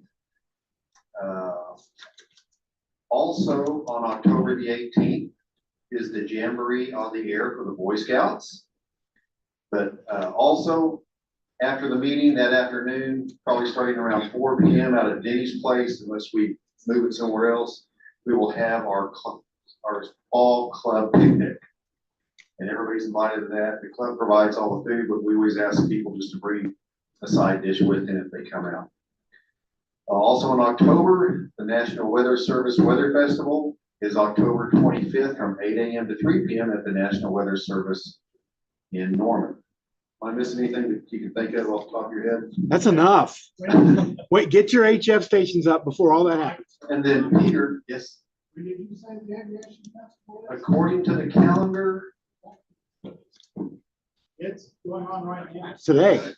Oh, it is? Yeah. Well, I guess it's today and not next week. So there we have it. Yeah, it's today. Okay, I had the wrong date on the calendar. All right. And when do you have the date for the weather festival? I have October 25. Okay. I think that's right. November 1st? November 1st, so we still got another month, so get a reprieve on that one. All right, Peter, over here, KA5COI, you want to say what you need help with? Hang on just a second.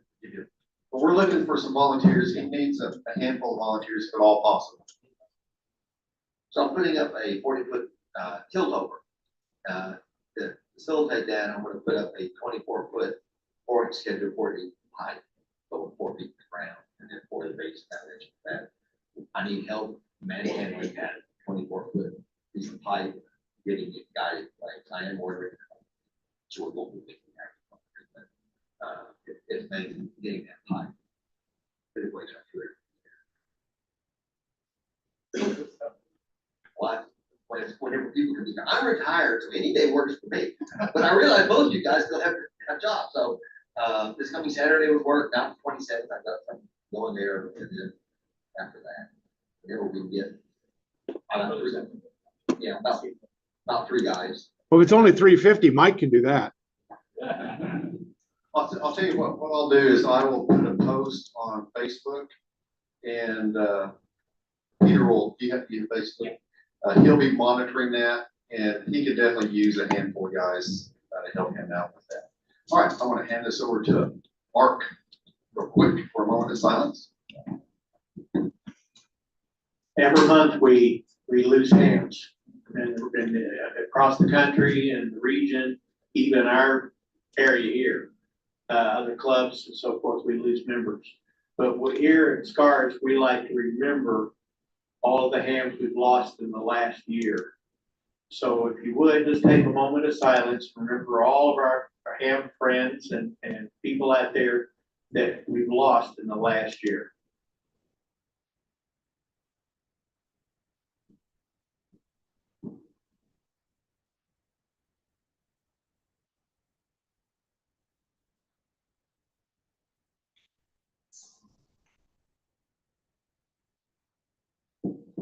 Okay, what I'd like to also mention is that we have a lot of older hams in our club, as well as other clubs in the area.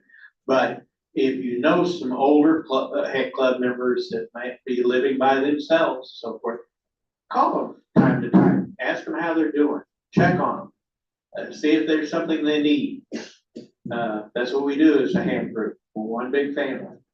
So if you happen to think of that, give them a call, check on them. Thanks. All right, and I will get with Peter and try to get a date and time hammered down. And again, kind of keep an eye on Facebook or contact him or me or Galen and or Mark, any of us, and we'll try to get that hammered out. So I think that's everything. Did I miss anything, or is that everything we got? That's enough. Yeah, that's enough. Galen. Yes, Galen's got some. So anybody that would like a tour of the facility, just hang around, come find me. And number 2, there is somewhere up here, there is a ham radio outlet catalog. It's on the front desk up here. It's an extra that I got in order, so please take it. And we would definitely like to thank Galen for the use of this facility.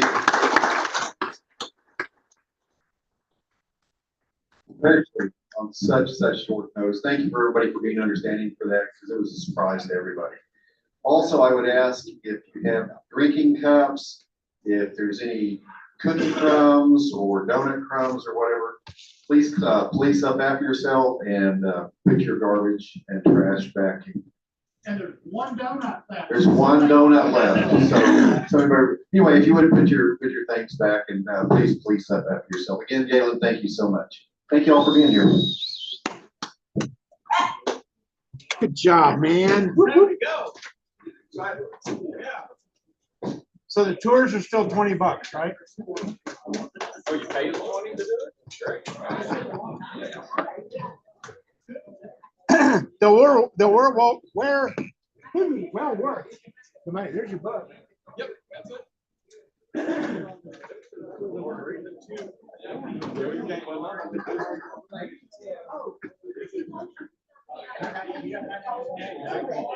You know so well I need that book. He's got one.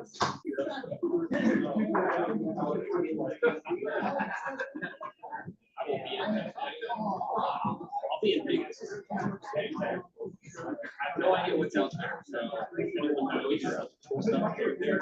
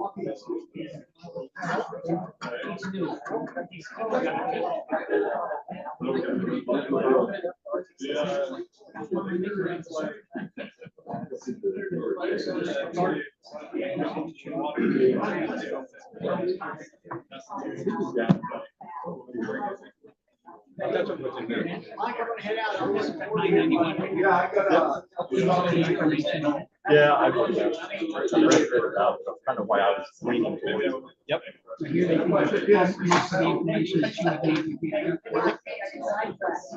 Cool. Appreciate it. You need to talk to me about it. All right, or just call back, have me one more day. Sure will. I go through all this stuff. So that we need to get fixed up.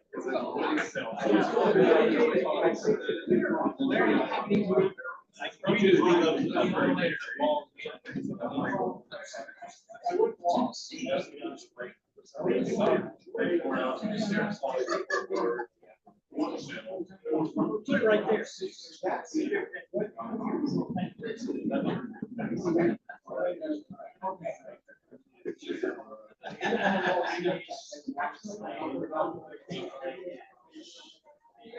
I'm not trying.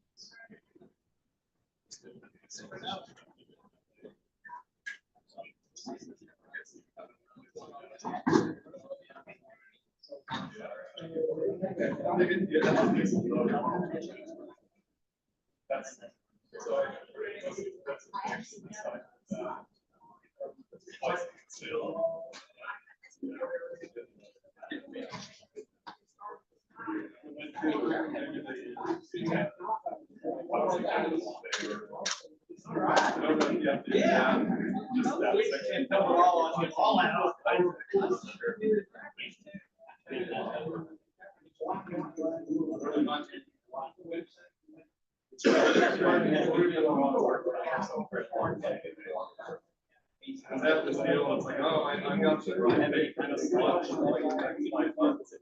Right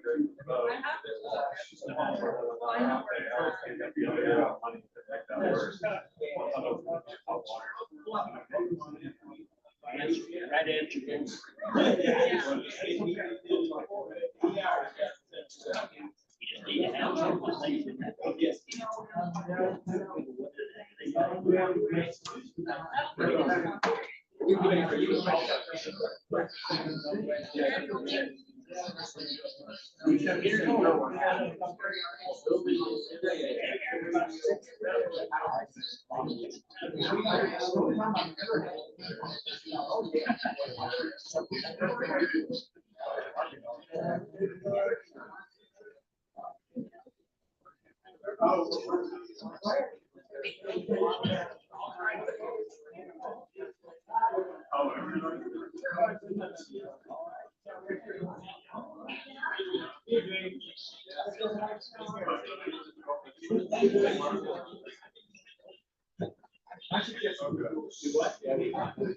Well, actually,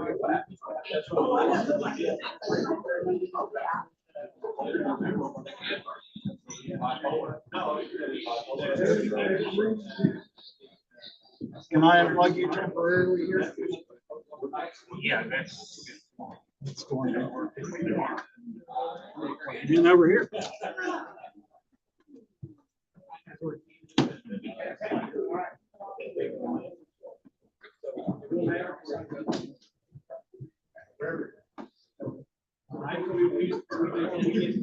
I've already seen everything. She's just wanting me to tag along.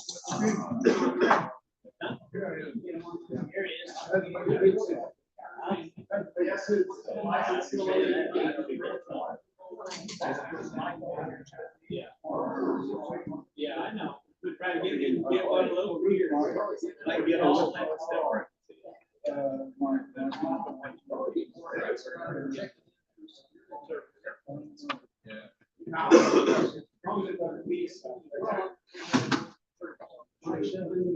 The wireless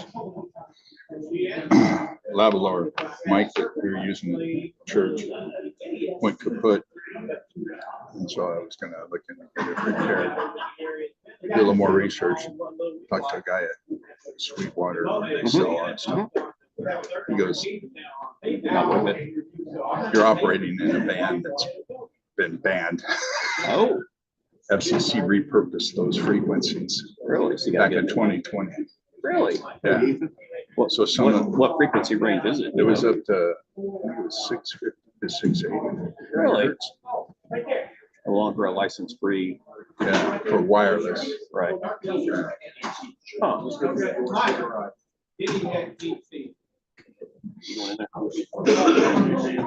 So the the Friends of the Wichita, when we do those tours on that bus, it's a government bus, Freightliner, four-wheel drive bus. It's like a big shuttle bus. It's big. It holds 36 people. And so it's got a radio, regular radio, not, and well, yes, it also has a VHF radio, but then there's speakers, in the bus, and there's a PA. That's how they can. It's crap. It's never worked right. And so it's bad. Like the mic cable, like if you jiggle it, it's it needs a mic anyway. And so, but it's a government vehicle. Now, granted, the Friends do pay for a lot of things that the government doesn't have money for.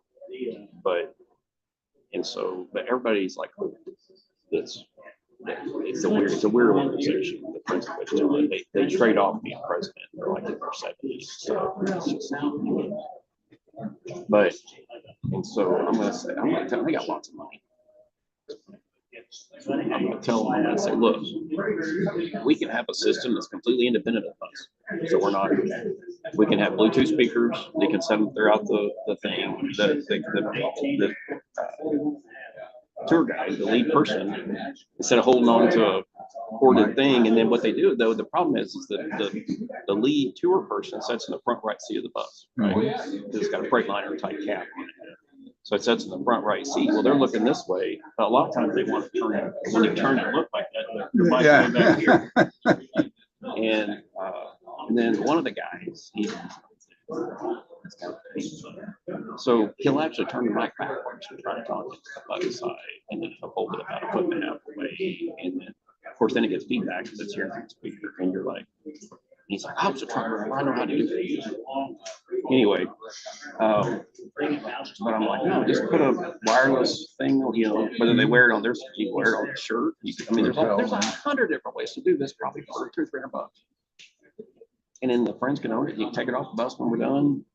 You can take it outside because we can get off 4 or 5 times. And I'm just frustrating. So anyway, I've got a tour this week. I'm going to mention one, and the guy doing he's the lead tour guy. I've never seen him actually lead. I've seen him drive, but I've never seen him lead it. He's the president. So I'm going to say, Jim, we can do better. You can have for. So this year was, I $300. think, the first year, might have been last year. I think this was the first year that we did the elk tours online. Like the sign up was all online, no phone calls, 8 minutes. Sold out. Done in 8 minutes. So I advocate that they should charge a nominal amount for that, like $5, because we are having about a third no-show rate. So we're running some of these tours with a lot of empty seats because nobody has any skin in the game. So it's hot or it's this, and they don't cancel, so you don't know. But so anyway, but apparently some refuges, it's a local interpretation of the law. So, and in our locale, they interpret it, no, you can't do that. So, but anyway, but yeah, I want them to, and all it would take is wireless, go to a Bluetooth, powered speaker. You could put 2 or 3 on the bus if you need to. You need to do that much. I don't think you need to. I think one in the back, one in the front, you got plenty. But it's not that. It's pretty quiet. If somebody had hearing aids, Oh yeah, that's true. You could. link them. You could do that. And that way they could hear real Yeah, well. you could do that. Well, and then there's all kinds of things you could do with that. You could have a mic, because the problem is hearing questions from the back of the bus sometimes. You could have a mic back there to where, you can turn that on and hear if somebody's got a question. Right. But this is 2025. This is not that complicated. Right. Not that complicated. Yeah, we have Julie and I are helping out with the first weekend and the last weekend. I don't it's gonna be kind of hot. I think we have Sunday night. And then we have the last tour in October.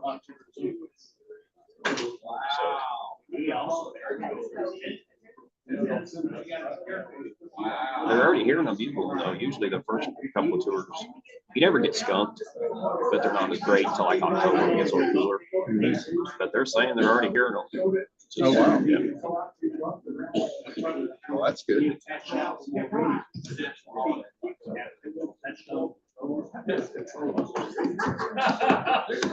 But anyway, so that's the same thing. It's like, I'm like, this is. And you don't need this. High quality stuff, high end stuff. You don't need it. No. But I go with a reputable brand. Yeah, I think that's funny. I think we paid the Friends Banks for an entire building in Texas. Oh, wow. Wow.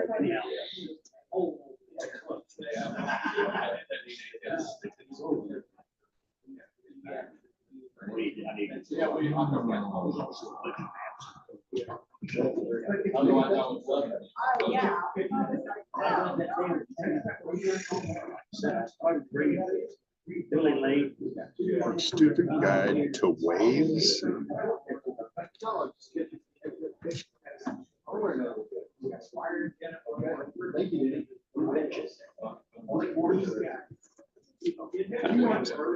Electromagnetic wave. Yeah. Mark Kleine.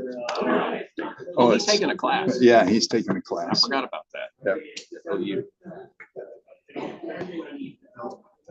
Yeah, I looked on there and it listed all the prereqs from my head. Oh, for this class? Uh-huh. Oh, really? Well, he's reaching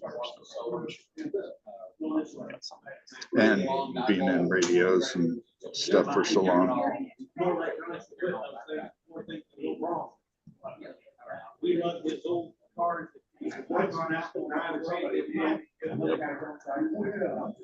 Galen sure likes showing off his home.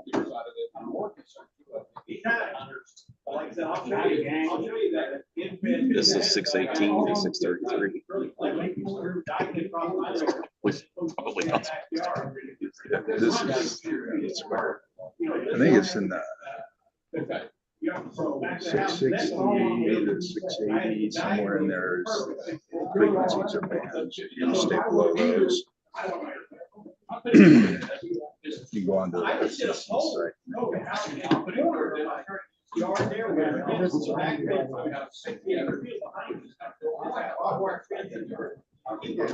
And then Unless there's a big issue, we'll just leave it general. And I'll come through. Huh? I work for 27. Hey, Pete, reach behind you and kick the lights off. Yeah, thank you. Pretty impressed for 8 hours a day. Single small offset press is 130 decibels. The folder is, running the folder when the pipe pops. Every time it pops, it's like having a 9mm go off in your hands. They're noisy. And we were just flabbergasted that Oshie guy said, I don't care if he's. I never wear hearing protection. He said, you will wear hearing protection when you're in this room. Like I said, that's why I have 10 under. Yeah. Well, I mean, that's. We removed all the safety guards. Safety guard he had. I will say one of the big things they do. Yeah. Go the extra 5 miles. For safety. Yeah. Replace that, just what it's up cost. But they, I mean, literally, you can't use the different that's natural. Because those aren't on 4 level points. Yeah. You know, and others don't. And so, yeah. Well, the very first year.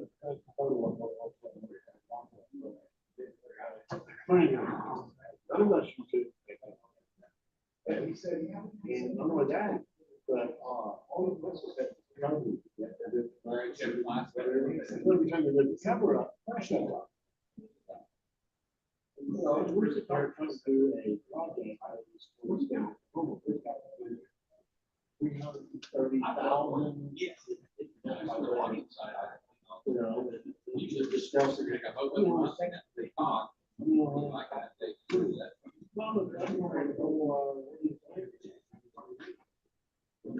One hour, 2 hours. I hadn't thought about that.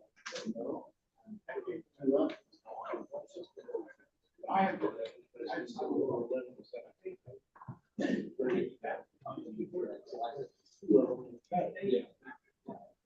thought about it. I'm glad you're here, you know.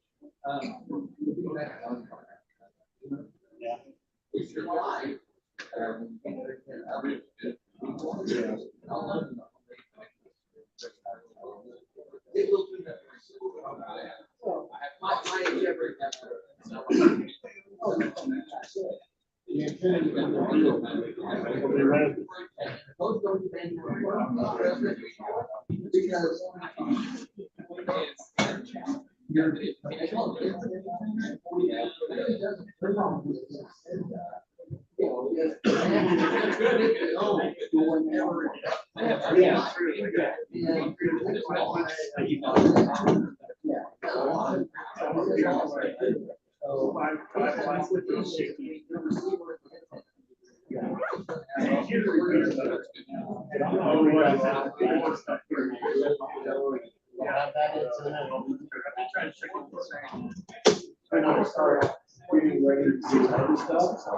By that time, I will invest in one.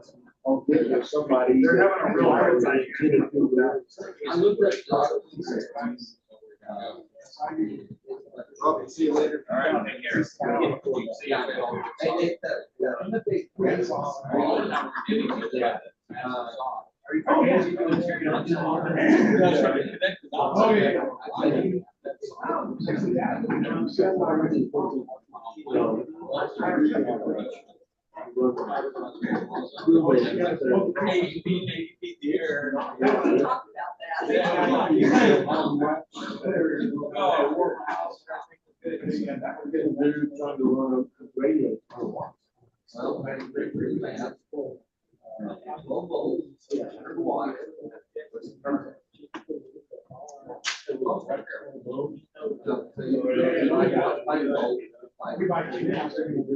They were good at that.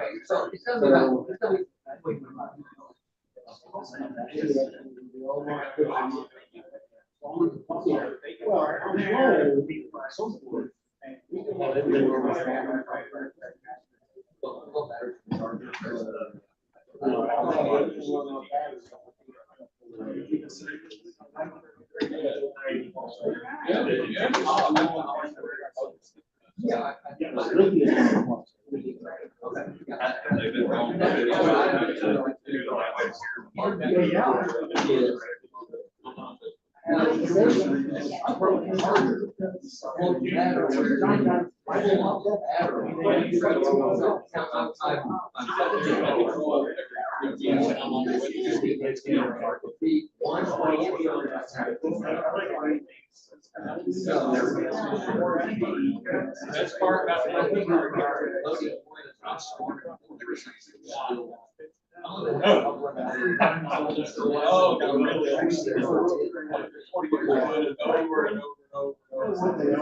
Chad, transfer out of my house on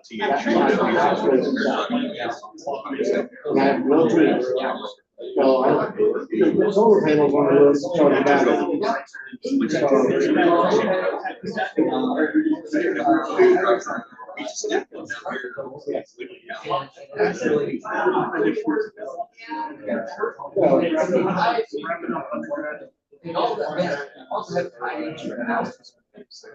So you're getting money on the solar panel. Somebody called Yeah.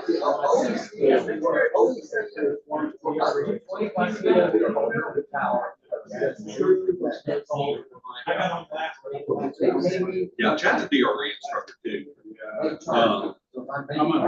Keep talking, yeah. But matter of fact, 3 weeks ago, I taught OCPD's academy. These are the things to do in the solar system. You bet. That'll run certain things with, one, hand radios. 2 is,